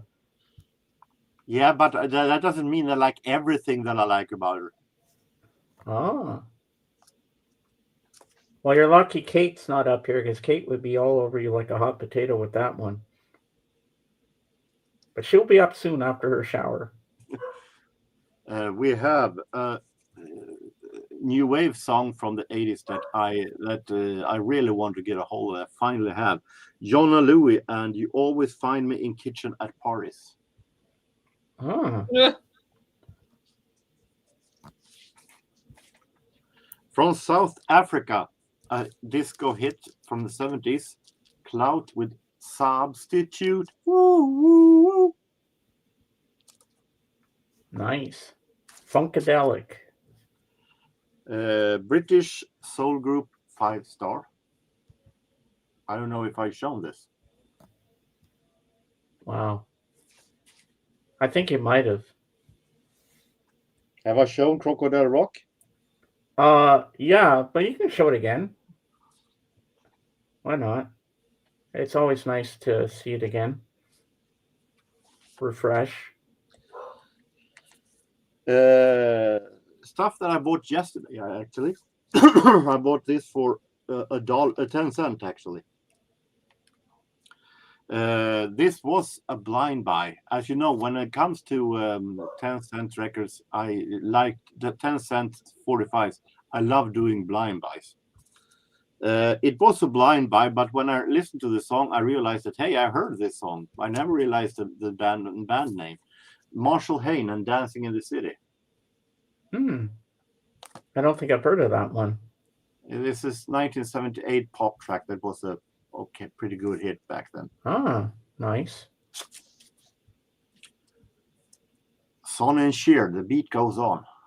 And the beat goes on. The beat goes on.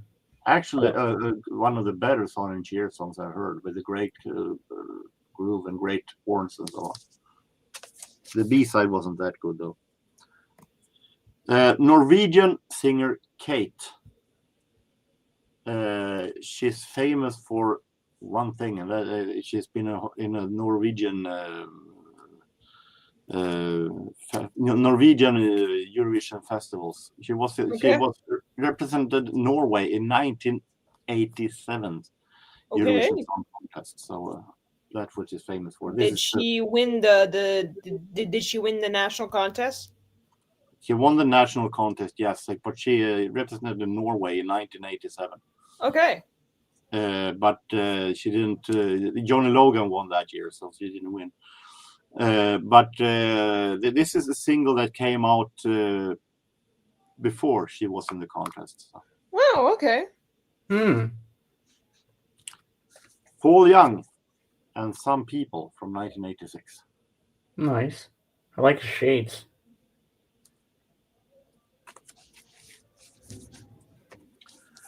This is a single that I actually have, but with a horrible cover sleeve quality.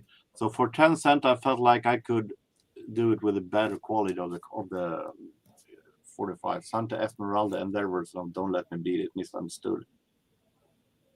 Actually, a really, really great disco version of this song.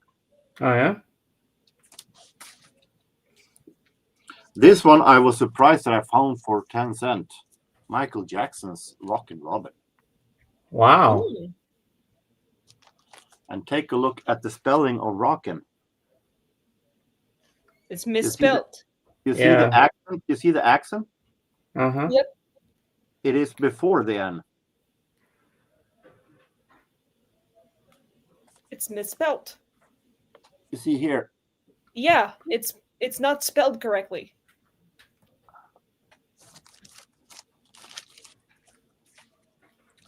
We have Samantha sang and Emotions, a Bee Gees song that she sang.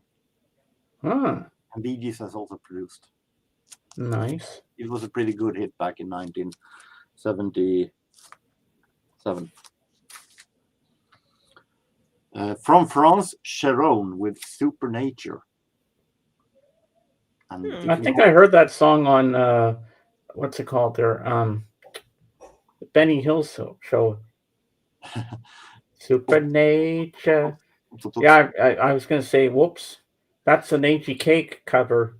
It is actually disco. We call it Jean-Michel Jarre's disco. We have Mary Wilson and Telephone Man. This was pretty bad, so this will not stay in the collection. Yeah, what a weird title. Telephone Man. Can you come up with something more original than that? This was also pretty bad, so this will not stay in the collection. This is Gene Farrow and Move Your Body, a disco song with very, very, very tame production.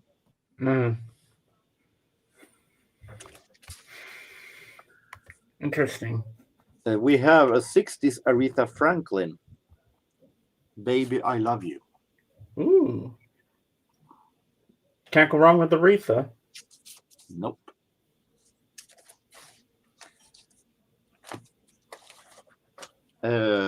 This one is not for 10 cents, but neither was Aretha. But this was interesting. This is Giorgio, last name Moroder, and a very early Giorgio Moroder called Son of My Father. Ooh. Look at that mustache. Wow.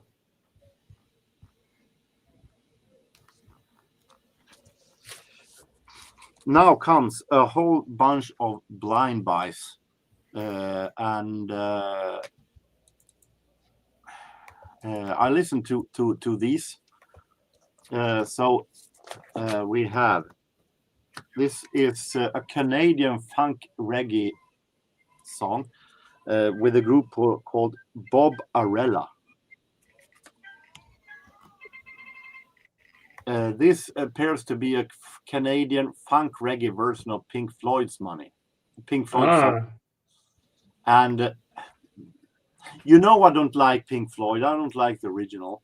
And okay, this is better than the original, but it doesn't say one damn thing. It's a very yelling song. It's very slow and very uninteresting production. So this will not stay in the collection. I think I prefer the original by Pink Floyd. That one would need to stay in the collection, but Yeah. Well, I'm a Pink Floyd fan, so.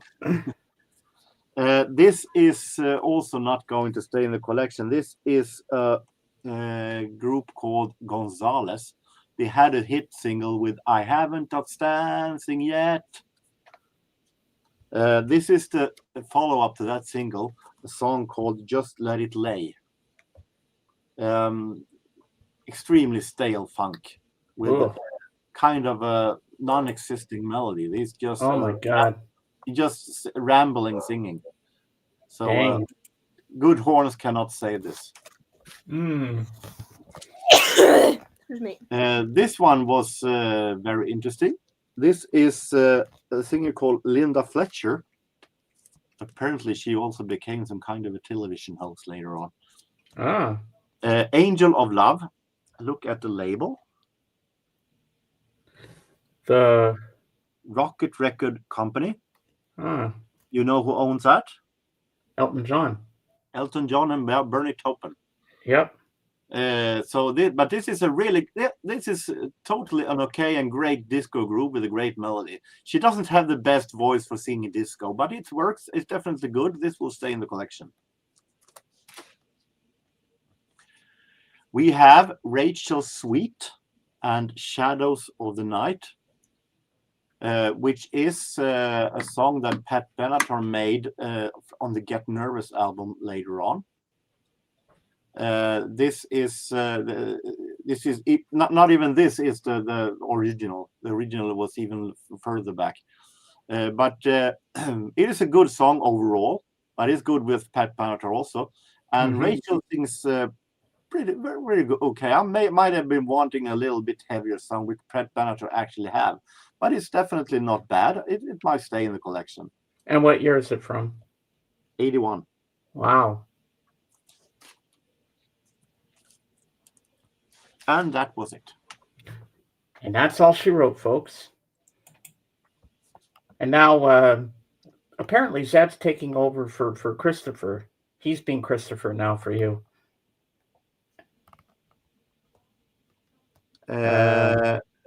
Actually, I do prefer the disco period, yes, but I haven't listened that much of Bee Gees 60s. I have only a compilation. No, I have only one album with Bee Gees 60s, so I haven't listened all that much to it. So it might also be that I prefer the disco period because I'm too unknowledged about their 60s. Oh yeah, and Zeb says Kate also did a horrible version of Jolene. Yes, she. I read in Wikipedia that she turned into country later on. I actually had bad hopes for Kate Kulbrandsen's single actually, because. Link. Okay, hold on. Eurovision stars that goes and do something else. Hold on, Kate. I got you. Pretty bad, but this was actually good. But I can imagine that she might have done a horrible verse from Jolene. There you go. Come on up. You're the next contestant on The Price is Right. But it was a better blind buy session this time than it was before. That's good. I was hoping that Christopher would still be around. I want to hear his take on all that what you bought. I'm not sure I want. I know what he'd say. Everything was toilet store. Knowing him. Well, he should know. I can't believe he called you a nudie. That was kind of funny. And here she comes, ladies and gentlemen. Kate! Kate, let's go! Hello. This is an appointment with hair, so I take a shower. That's okay. Fresh from the shower. Yeah, Oh, first off, hi, Jorgen. Good to see you. Judah. Hello, whoever Hi. you are. Oh, there you are. Hi, dear. How are you? There you are. Oh, you got Frankie Yeah. Valley of Grease. Nice. And he says the whole Grease soundtrack is crap. That's the only good song that came out of it. Oh, please. This is the only Grease song that comes in to this department. I No, told you I'm Kate sorry. was going to disagree with that. I told you. Oh, I disagree with that. I wholeheartedly disagree with that. And I'm with Kate on that one. Sucks to be you. So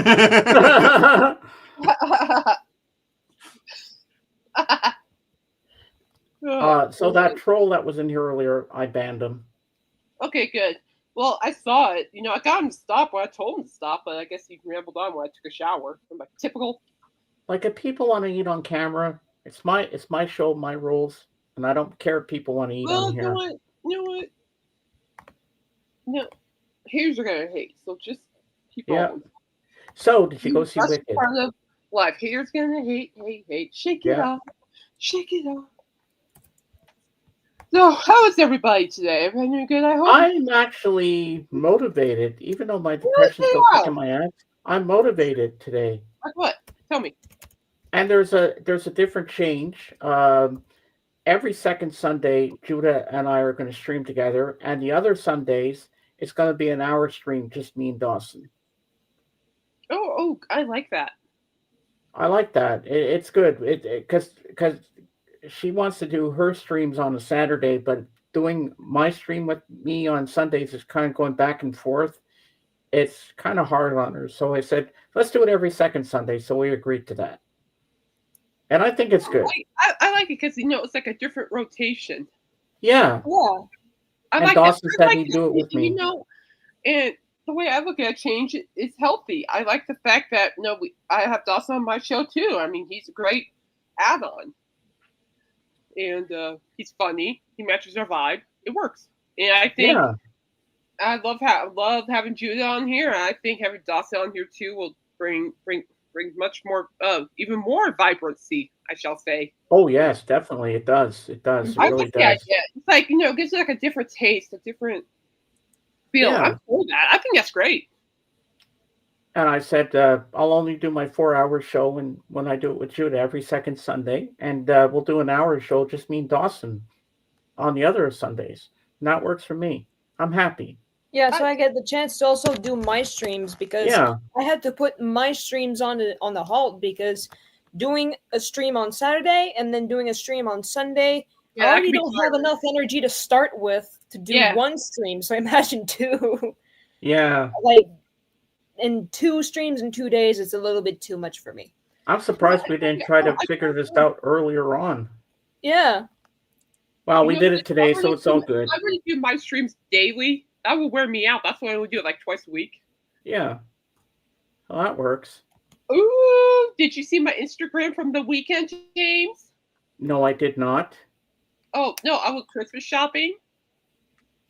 Yeah, that, yes. I saw you got the Youngblood and Aerosmith thing.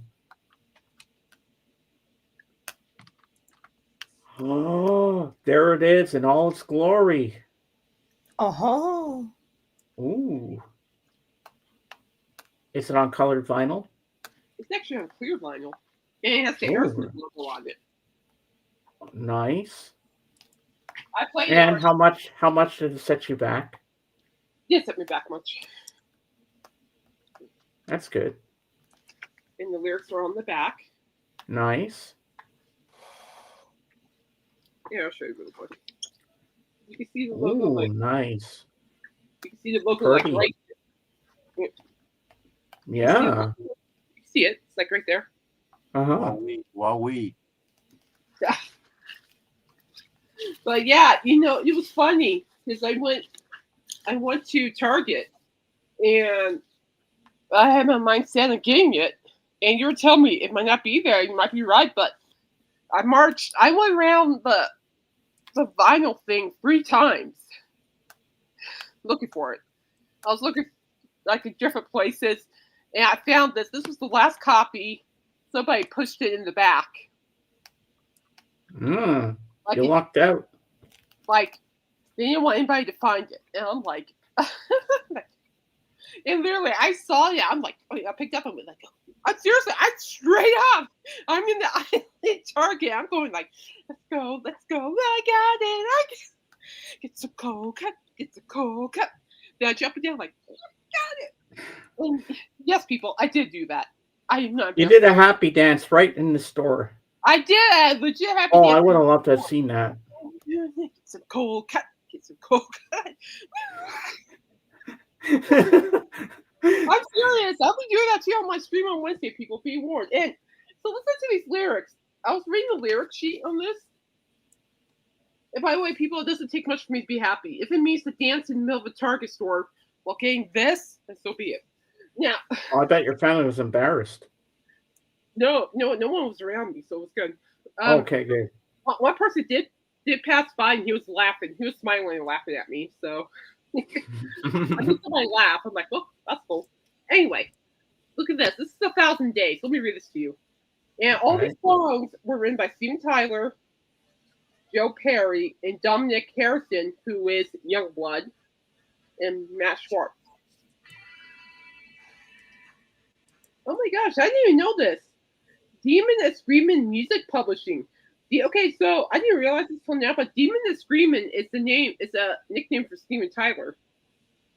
I thought Youngblood was a man. He is a man. Okay. All right, so it says here, it goes, I've been hurting you a long time for about 1,000 days. When I need a little something, I just call to see your face. So this chorus, okay, what draws me to this song? I'm going to be repeating this on my Wednesday show. People get ready. Listen to this chorus. Someone like you don't belong down earth with me. Pain like this don't come so easily. You got a little fire going on in your head. Maybe we could turn it up in my cold bed. Because, babe, heaven's going to burn down eventually. Who writes that? That's beautiful. I've been looking for redemption. I met some devils up in hell. Now I need a little answer. I've been listening to this too much. Could find it myself.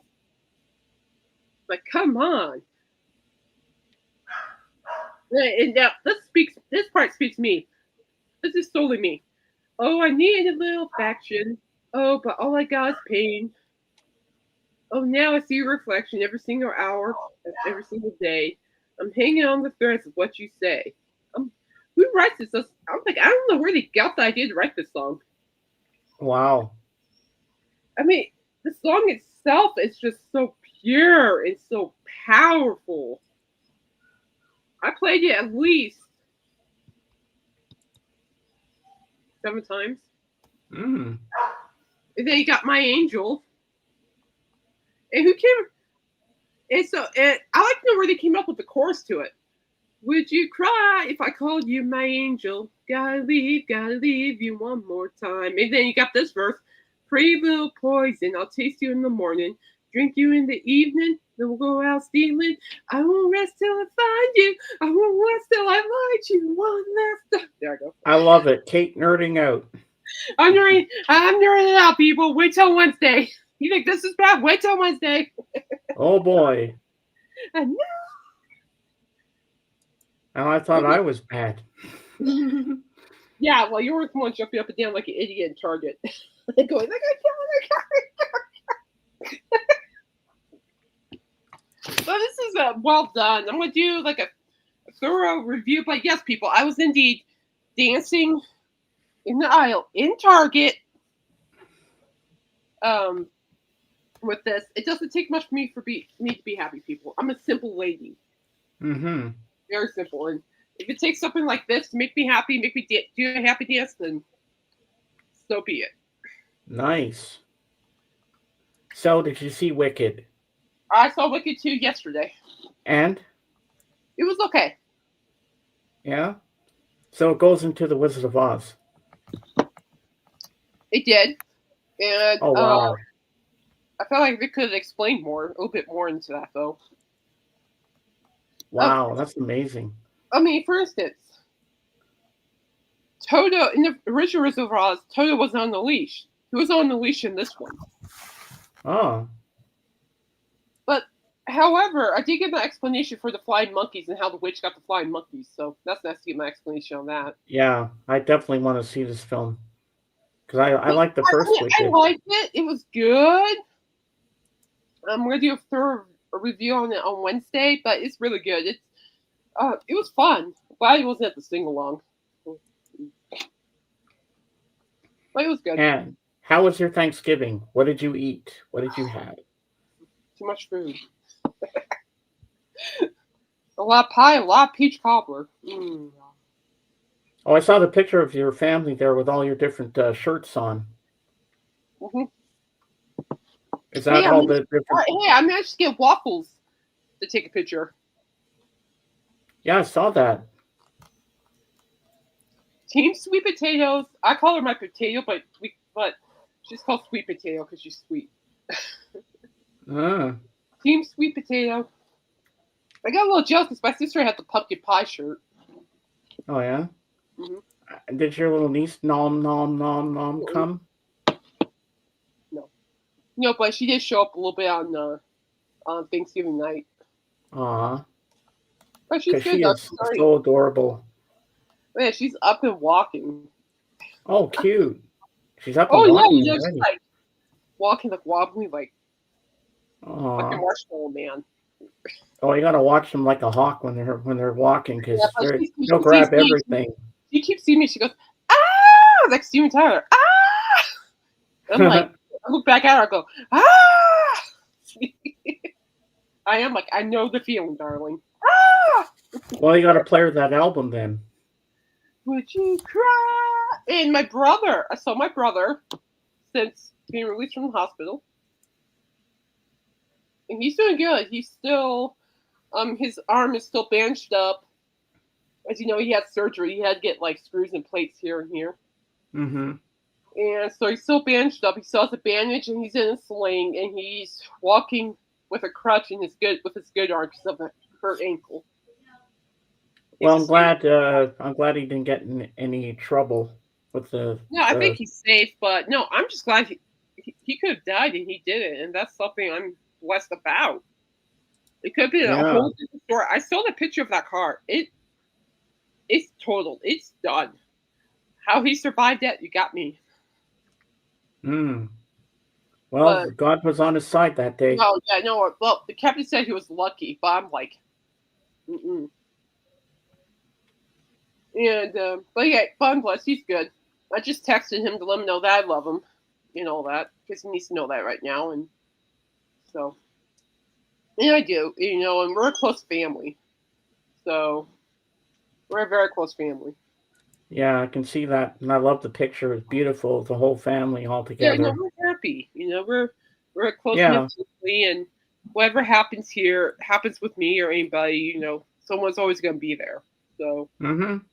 Just like just like all of us here, we're family here too. We're all there for each other, and not just my own family, but I have you guys too. You're my family as well. We love you, James. Oh, I love you too, man. And it's very tiring. Oh, what did I watch last night? Have you seen the movie Am I seeing the movie Tin Cup? Yes, I've seen it. I nearly peed my pants laughing watching that last night. Rene Russo. I nearly peed my pants watching that last night from laughing. Yeah? Oh, I was laughing. I'm like, oh my. But does this adult child need spanking? Yeah, I'm like, I was peeing my pants. I'm like, oh. And a little later after the holidays, my mom wanted me to tell you that we're sending you a package as well. Oh, you don't have to. Yes. My mom loves you, and I'm sending you the DVD of Field of Dreams. I only need the Blu-ray. You love that movie? I'm make sure I send you guys stuff. I can't find that Red Allen card at the moment, but everything else I have. So, well, I'll make sure I'll send you off with the Bon Jovi and the Elvis thing. Yeah. Well, I definitely want that Elvis magazine because there's some rare photos in there I've never seen before. I know you. Well, I need to get rid of it because I'm not using it. So. Oh, it's going to go to a good home. Trust me. Yeah. And I still can't believe I'm getting Anthology 4. That was kind of a throw in by mistake. But I'm like, well, I guess I'm getting it now. Nothing's but you know by damn mistake. well I wanted it. look, if you want something, you get it. Okay, look, plus, if it's something you're very passionate about, you get it, you know? Oh, yeah, definitely. And yes, I'm going to give a big review on that book on Wings by Paul Yeah, I'm McCartney. expecting a big review of you. I'm really Hey, excited do you have about any that. more Rod Stewart? Do you have any more Rod Stewart albums? Not that I know of. I think I have a Rod Stewart CD somewhere. If you want it, I can give it to you. No. You're good. And this Yours- morning I was listening to classic vinyl, and I was thinking of you because they played Rod Stewart. They played "You Wear It Well." Oh yeah, he played that in Vegas. He played in Yeah. Vegas, and on Wednesday. I think Jorgen froze again. No, he No, didn't. he's No, alive. I'm here. Oh yeah, Jorgen. Do you have any more Rod Stewart? Only full length for 60s. Oh, okay. Well, if you don't need it, let me know. Nice try, buddy. Nice try. I know. I'm like, well, if you don't need it.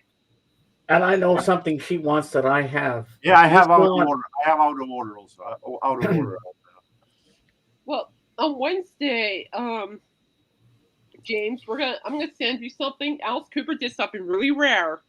He's doing like this prom night thing at Germany, where I don't know, it's a big festival in Germany.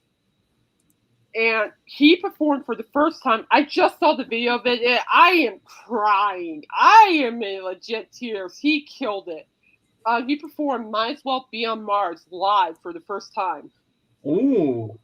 And with a full orchestra, background singers, and his two guitars, it was so fakalaka beautiful. I am just crying. I'm like bawling. Wow. I'm like, Well, that sounds amazing. I can't wait to hear it. yeah, we can review that. I want to review that because I'm going to send it to work because it's newsworthy. He hasn't performed that live till now. So I'm like, you know what? I'm going to send it to my bosses.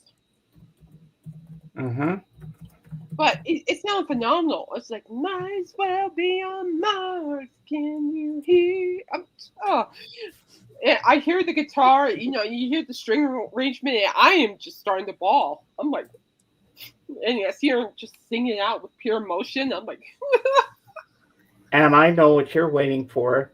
My review of the Beatles anthology. yeah. It 1 to 9 was fantastic. Everything was amazing. Even though they cut some stuff out, I understand why, and they had to take out some political stuff that wouldn't fly in this day and age. Which I understand. And I understand it. And it was beautiful. Episode 9 was perfect. And I loved everything about it. I was emotional at the end. And yesterday I was very emotional because I forgot yesterday was the day that George passed away in 2001, George Harrison. That was hard. Yeah. Yesterday that's why I was melancholy yesterday. Why am I upset? And then I realized this. Oh yes, that's right. George Harrison passed away. And That's yeah, hard. it was hard seeing our legends go. I'll tell you that. Yeah, and it showed episode 9 showed the 3 remaining Beatles, George, Paul, and Ringo. They were jamming together, talking about the old times, and then you see them working on "Free as a Bird" and "Real Love," and just hanging out and talking. Excuse me. And they were talking about John, and it just had me so emotional. Yeah. Oh man. And I talked about it earlier in here, and I kind of broke down. That's okay. I mean, that just shows how much that person touched your heart. I mean, that's... Yeah. I mean, the Beatles got me through a lot of shit in high school and stuff and being bullied. And I mean, that's how I come felt home, put on a Beatles album, and I'd be happy. When Ace Frehley died, I mean, I was absolutely heartbroken because it's like, Kiss's music, was always with me through my hardest times. Yeah. They still are. And, and learning that Ace died, that really hit me pretty hard. Even Ozzy's death hit me pretty hard. Oh, me too, Ozzy, yeah. I'm like, ooh, fuck. But at some point, you need to see that documentary on Ozzy on Paramount Plus. Yeah, I'm ready. Really There's some things I'm just not ready for. It was very well done. Well, don't forget, November 9th, Kevin Costner has his Christmas special. Oh yeah, I can't wait for that. If I forget, I'm going to record it too. Yeah, I'm looking forward to that. I really am. Yeah, because I definitely want to see that too. It looks really good. Wait. I have work emails that night. It could wait. And there was no Fab Forum this week because of Thanksgiving. Well, Coop was on. Yeah, I was surprised that they didn't have no Fab Forum. So I watched the rest of the Beatles anthology that night. No, thankfully Coop was on, so that was nice. And I watched a really good documentary last night on Apple TV called Still. It's about Michael J. Fox. I don't know if I can watch that one yet either. And he talked about his Parkinson's disease, and you see him with the Parkinson's, and he says it's very painful. He's always having to take pills and that. And you see his early career, and when he found out that he had it, and it took a long time to go public with it. When he was on Spin City, he didn't tell anybody, and then finally he came clean and started to talk about it. It was emotional to watch, but I'm proud of Michael for doing what he did. No, he's being a good spokesperson for my mom, who can't really speak for herself, and so it's nice in some sense that somebody gets it. But that disease is so evil. I mean, my mom's on a lot of meds, a lot of supplements, on pain pills if she needs them, and the top of that she has dementia, and that's just not cool at all. And it's evil. Because when it starts, you see him getting out of bed, and you see him like this, and then you see his pinky shaking. My mom. That's how it started. I can't do it. I can't watch that because I see it every day with my mom. I can't do it. Yeah, but it was. I'm glad I watched it because I've wanted to see it for a long time. I said, "Well, on Apple TV, I can." Now you have better understand what I'm going through and what Angela went through. It's not a cakewalk. No. I know it's a little depressing to watch, but I said I need to see this. I need to watch this. Well, sometimes you gotta learn, Yeah, and then after that, I started watching this series called Masters of the Air. It's about World War II, where the flying aces are flying in the sky, and they're going after the Germans and the bombings and that, and it's executive produced by Steven Spielberg and Tom Hanks. And when they're at the helm of that, it's going to be a good production, and it is. Mm-hmm. I'm up to episode 5, so tonight I'm going to watch some more of that. And Austin Butler, the guy that played Elvis in the Elvis movie, he's one of the leads in the show. Oh, really? It's a really good series, and you feel like you're in the cockpit flying around with them. That's cool. Yeah, I'm really enjoying this. That's good. Well, it's like I think it's important you enjoy what you're watching. Really, seriously. I love stuff in World War II. Yeah, you and my dad. He's been watching a lot of that lately too. It's like, oh, you and my dad would get along. It's too bad your dad doesn't have Apple TV like on the boat. No, I think he. No, I think he's done. Yeah, I was telling everybody my nightmare trying to get it to link to the TV. I remember him swearing on the bone stuff. And when I told my mom, I said, "You think you're going to cancel it on me? Hell no! Not after all the crap I went through just to get it to work." I thought it was hilarious. I was like this with my remote trying to get it on the TV. I'm like, "You stupid thing, work!" And beep, bleep, bleep, bleep. A lot of swear, a lot of F-bombs going off. And I went upstairs. My mom says, "I heard you." I said, "Yeah, you don't know the thing I had to go through. 45 minutes just to make this thing. Disney Plus, couple of minutes. Sirius XM, couple of minutes.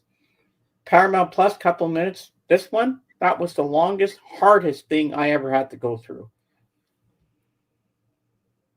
But was it worth it in the end? Yes. I am getting really good content. I haven't even started Stranger Things season 5 yet. I haven't started that yet. I've been so busy. I'm waiting till the second half comes on Christmas Day when I have all episodes 1 to 7. Then I'm gonna binge. Because they always leave it on a cliffhanger and make you wait, so I'm gonna wait. Yeah, I think there might be a Wicked 3, which would be good because they need to explain a couple things, in my opinion. I think just the two of them would is enough because that's how it was. I think on the stage. I think it was just one big long one. I don't think there will be a Wicked 3. I don't know. I was a little disappointed with some things. However, I did see the Michael Jackson trailer, and according to Oh, my yeah? sister at home, they might divide that into 3 parts. Oh, really? And I'm like, okay, well, if they do that, they could have done that with the Whitney Houston one, in my opinion. Well, I'm going to go in my room, grab something that I want to show you. I'll be right back. Who's in charge? I am! Oh, no, I'm not. Choose here.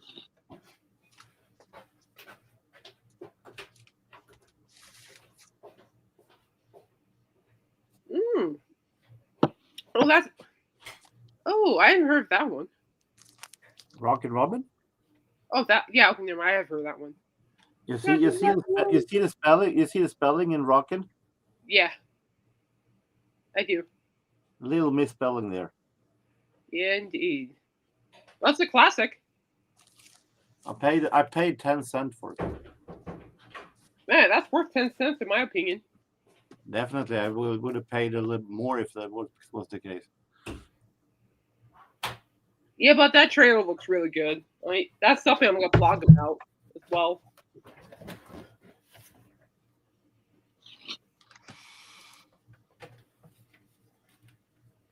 Hi, Zara. Welcome back.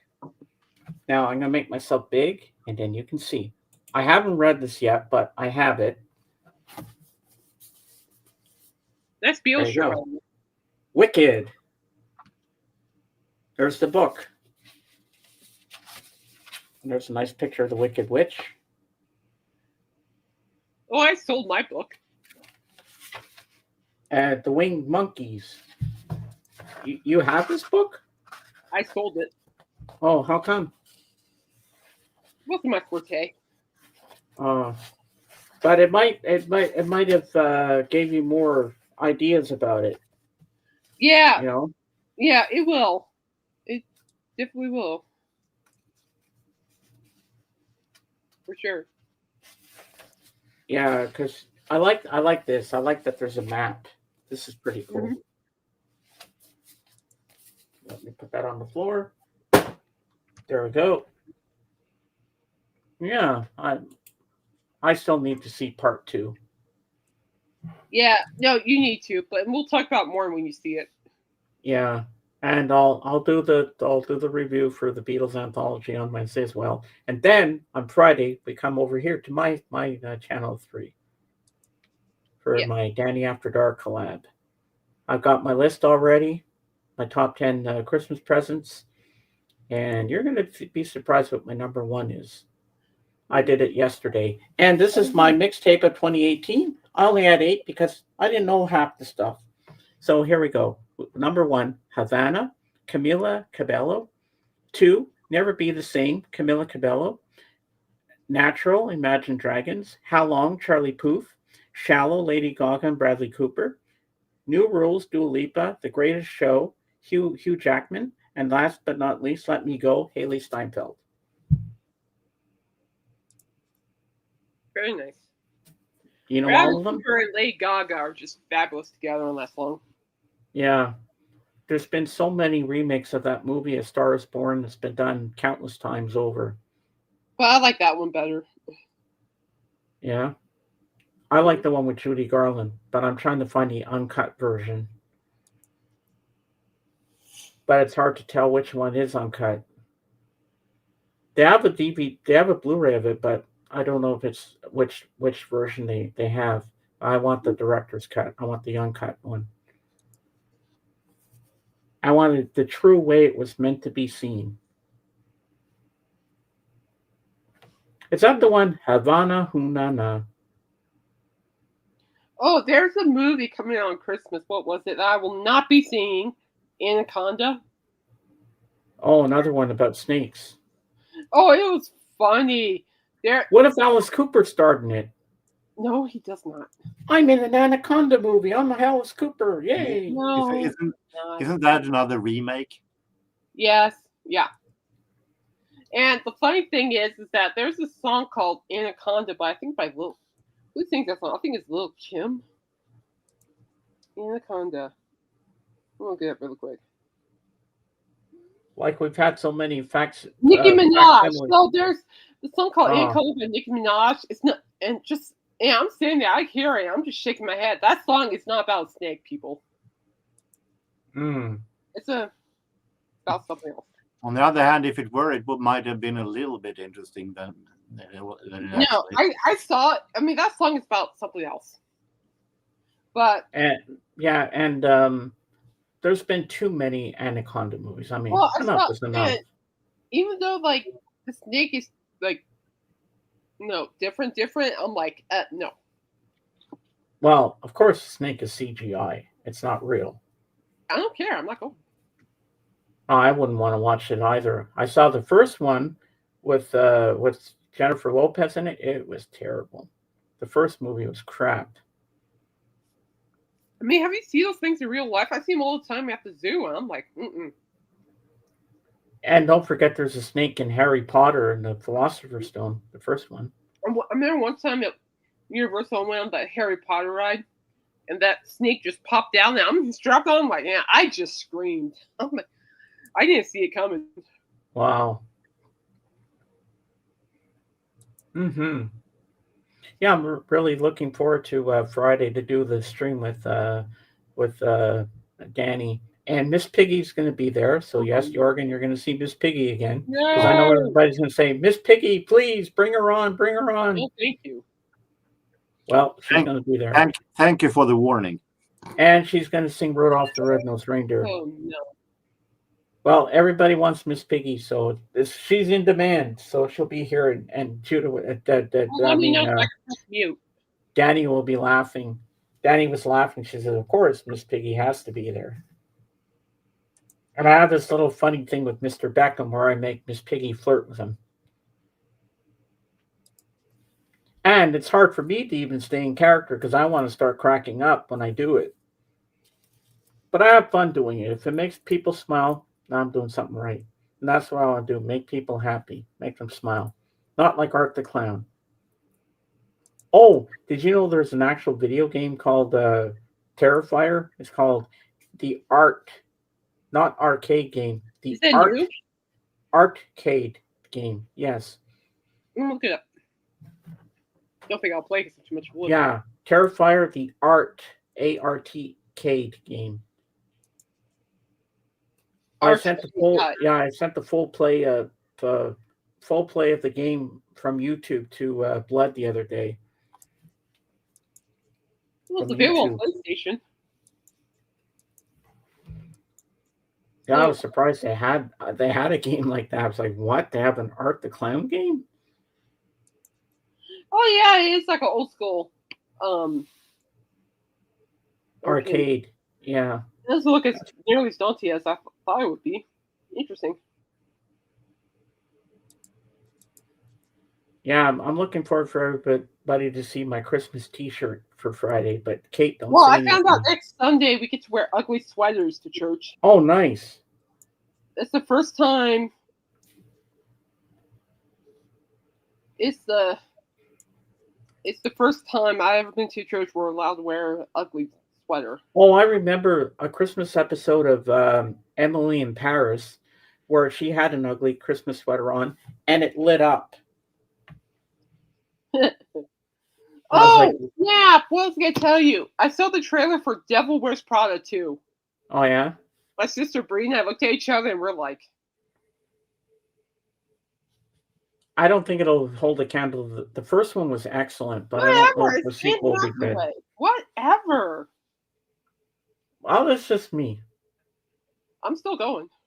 Meryl Streep is in it? Yep. The same people, Anne Hathaway? Yep. Wow. That's pretty cool. And if they make a Black Phone 3, I hope it's better than the second one was. Oh, give me a break. Second one's fine. Oh, so guess what? Remember on Friday's stream? Yeah. We were talking about Field of Dreams? Mm-hmm. An hour after our stream, Kevin Costner posted on Instagram a possible idea of Field of Dreams 2. Seriously. And I'm like, Isn't that weird? We were talking about Field of Dreams, and Field of Dreams 2 got brought up. And that came out in 1989. Well, here's my theory. If there is a second one, which I'm for, okay, if Costner directs it, produces it, great. I'm for it, but he has to star in it. There's no way I'm watching it if he's not in it. I don't know what else they can bring to that movie. I mean, the first one was fantastic. As a standalone movie, it's perfect. Well, I would like a follow-up to see what happens, you know? Well, we know what happens at the end of the film, and that's all there is to it. I mean, what could you do with the sequel? I don't think there's much more you can tell. Oh, let the theories begin. Let the theories begin. Oh, there she goes. The little light went off in her head again. Oh, let the theories begin. Ooh, I love these theories. Oh, I can totally do that on my blog for next year, the new year. Theories for Field of Dreams 2. All right, I'm going to type down my theories for Scream 7. Oh, I know you do. Oh, we've spoken about that before. Hey, my theories were darn close with the last one, but the director decided to flip the script. Uh-huh. I was this close to getting it right, and then he just flipped it. I'm like, all right, I have my theories, people. Oh my God. I can come up with a couple of theories for Field of Dreams 2. I could come up with a couple of them. Really? Oh yeah. I'm already thinking of them right now. I'm like, I could come up with a couple of theories. I'll keep you all posted. I could come up with a couple. And here we go. I'm going to share the screen because Millie just went live and she's doing cosplay again. She looks really cute. Uh-oh. I have the sound off, but you'll see her anyway. And I'm blushing. Look at her. Look at how cute she looks. Yeah, you're red as a tomato. I am, I know. Look at how beautiful she looks. Is that her? Yeah. She's pretty. That's not her real face. She has something on her face because she's cosplaying. Oh my God. All right. I'm going to flirt now. I'm going to say something to her. I got to turn the sound on in a minute. Let me think of what I'm going to say. Oh, I could come up with something. What? Oh, Caitlin, what was it? Give me a second. Okay. It's something I would like a guy to say to me. Are you a map? Because, give me a second. Okay. I don't know if that's something I would like a guy to say to me. Hang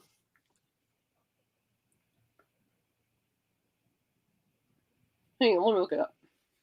All right.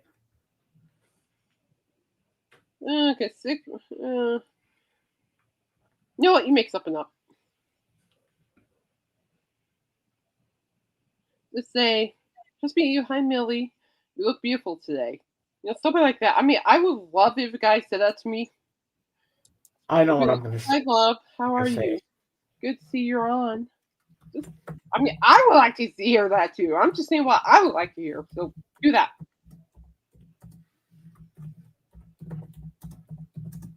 I'm saying, hello, Millie, my angel of love. Yes, I like it. Okay, I'm going to turn the sound on so we can hear her reaction to it. Okay, here we go. Hello. All right. Ah! Yeah, it's actually Blu-ray ones. And I want to be doing that. Hi, James. Hi, Mike. Hi, James. I love it. I love it. Are you blushing? Me? Yes, I'm blushing. I'm blushing. You're redder than I was when I read that list. Oh, you should see when Davis and Judah tease me and get me all bloody red all the time. But I take it from them because they love to do that. But oh my God, I'm really blushing. Oh, you read as me when I read that list. Oh my gosh. Oh God, I remember that. That was hilarious I mean, when you I read. was just like blushing. I mean, my face was like, what? Yeah, I'm going, isn't it hot in here? Like, whoa. Oh yeah, and Jorgen just came in at the tail end of that when we were talking about. She had this article. What's better, go having sex with your partner or going to a concert? That was the title of the thing. And The article. luckily, by God's grace, the concert movie Huge debate. has been favored over sex. And I say thank you as a single woman. I never thought I'd see the day when I'd see an Jorgen's article like like, that. what is wrong with Kate? You're like, ah.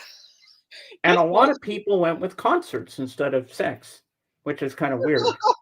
I was like, what the hell? It's like, Caitlin, are you blushing? I hate to be a spoil sporter, but you can go to the concert first, and then afterwards you can have sex. You can have them both. Yeah, well, what if concert is like sex? Yeah. Going to a movie. What if doing the movie is just like sex? Oh no, I'm blushing. Starting to blush. Oh no. Or you can have the sex before you go to the concert. Maybe. Yeah, then you're gonna run late. I would prefer to have sex. Never mind. Oh. Depends on if you have sex at 8 at the morning, you can stay in bed all night until the concert starts. No. You know what? I'm not having this discussion on air. This discussion stays off air within reasons.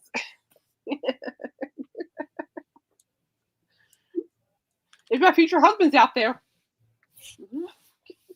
call me on the line. Call me anytime. Get up, we rolling over here. And you see that? Did you see what happened with Millie? She probably under all that makeup on her face, she was probably red as a tomato. More than likely. It's not the first time I've made her blush. I am so deeply in love with that woman. You don't know the half of it. And I wish she was here in my arms right now. It takes time for good things to happen. I know. It just does. I wonder if we lost Judah. Did she fall asleep? I'm right here. Oh, okay. You're still hanging in there. That's good. But the thing too is, things like love, that takes time. I mean, I want to, but at the same time, it just takes time for good things to happen. That's where you really have to be patient. Oh, definitely. Yeah. See, for me, typing all those things to her, saying all those flirts, that's easy. But saying it to her face, like with my voice, I'd be more shy. I'd be more nervous. The thing for me is I don't have a problem. I don't have a problem talking to men. I just don't like sharing my feelings. Mm-hmm. Talking about my feelings is always hard for me. It's not on purpose either.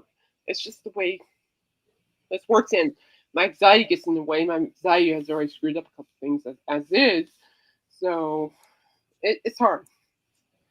If I can find a guy who can just understand where I'm coming from, I can actually understand where he's coming from. He's okay with me being who I am. I'm more than okay with the way he is. I'm okay with that. And you know what? I think the best part of that flirt I did today is calling her Angel of Love. I think she liked that. Yeah. That's my pet name for her now, Angel of Love. I like it. It's cute. And that's from my song I wrote years ago, Burning Candles. I see 1,000 burning candles lighting up the sky. I love you now, touch the flame. I'll dance into the fire. Like burning candles, my love flies higher and higher. Angel of love, don't shed any tears. Angel of love, take away my fears. Because all I ever want to see is 1,000 burning candles burning just for me.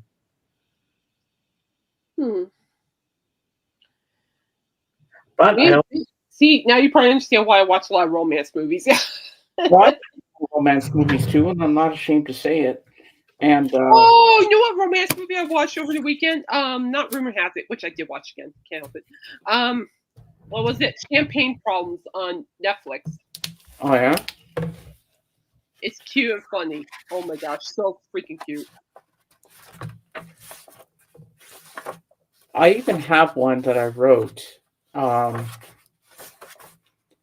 was going through my Sarah McLachlan period at the time, listening to a lot of Sarah McLachlan. I'm trying to find it now.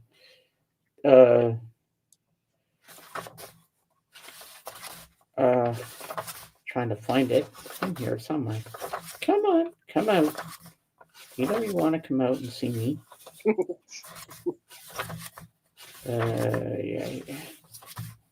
You sound like me. Nope, not that one. No, not that one. No, not that one either. Nope. It's in here somewhere. Nope, not that one either. But I did win a contest with that. Ah, here it is. Okay, this was my kind of Romeo and Juliet kind of love song. It's called Making Love at Sunset. I watch the night caress the sky. I look at the moon and wonder why. All alone on a sandy beach, your arms are within my reach. The wind cries out for a gentle song, but the sun's too bright. This time I know you're gone.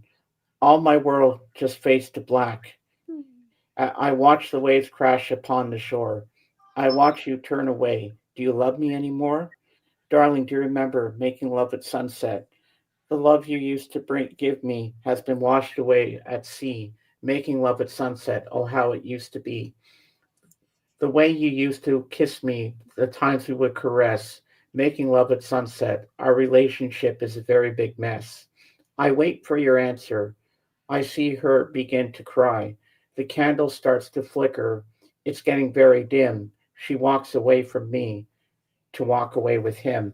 As I watch them fade into the mist, I very slowly begin to clench my fists. The storm before the calm is all that I see.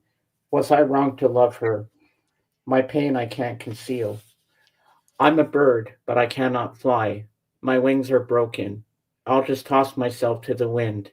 Goodbye to all the love I used to know as I fall into the sea. When I reach the heavens, my tears will be shed for thee.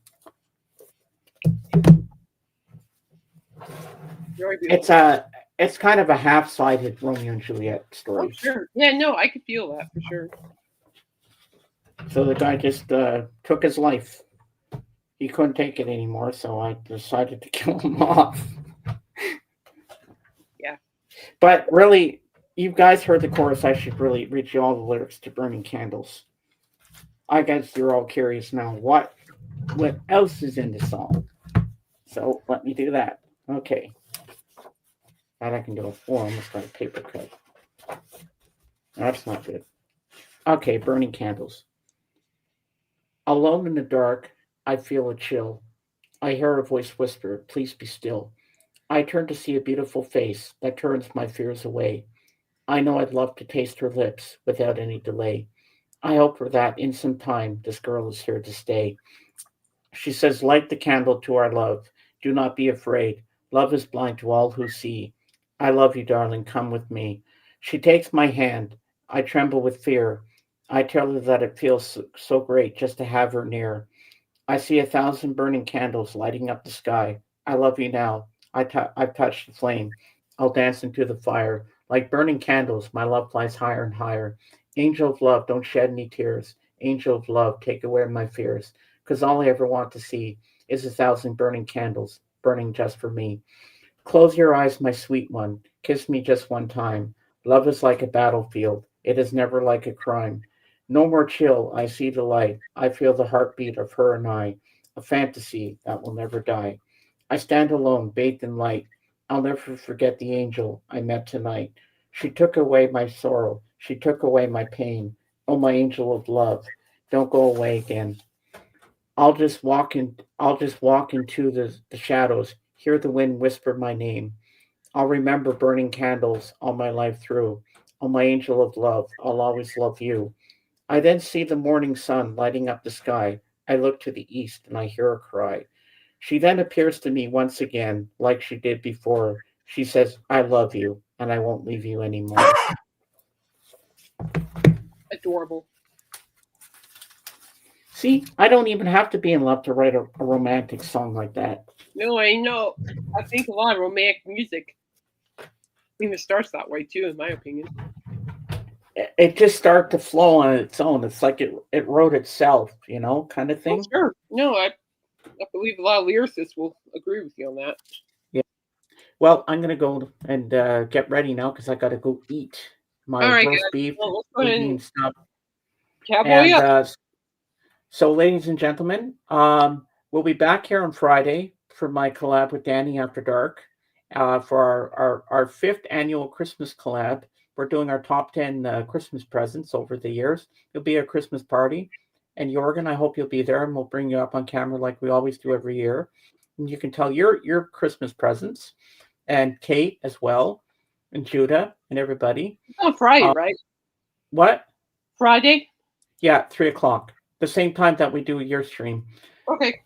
But first you'll be in the chat, and then when we'll do our collab, and then after that I'll put the link out and bring everybody up, and we'll do it that way. So I want to thank everybody for being here today in the Peanut Gallery. I want to thank Davis for being here. I want to thank Jorgen, Kate, and my best friend and co-host Judah. Woo! And we'll be back on the 14th together. And then next Sunday it'll be me and Dawson for an hour, and we're going to be talking about John Lennon because December 8th was the day he was killed. So we'll be focusing on that. And as I say in my channel, Beatles forever. See you on the next one. Bye for now. Stupid mouse. God damn it. Okay.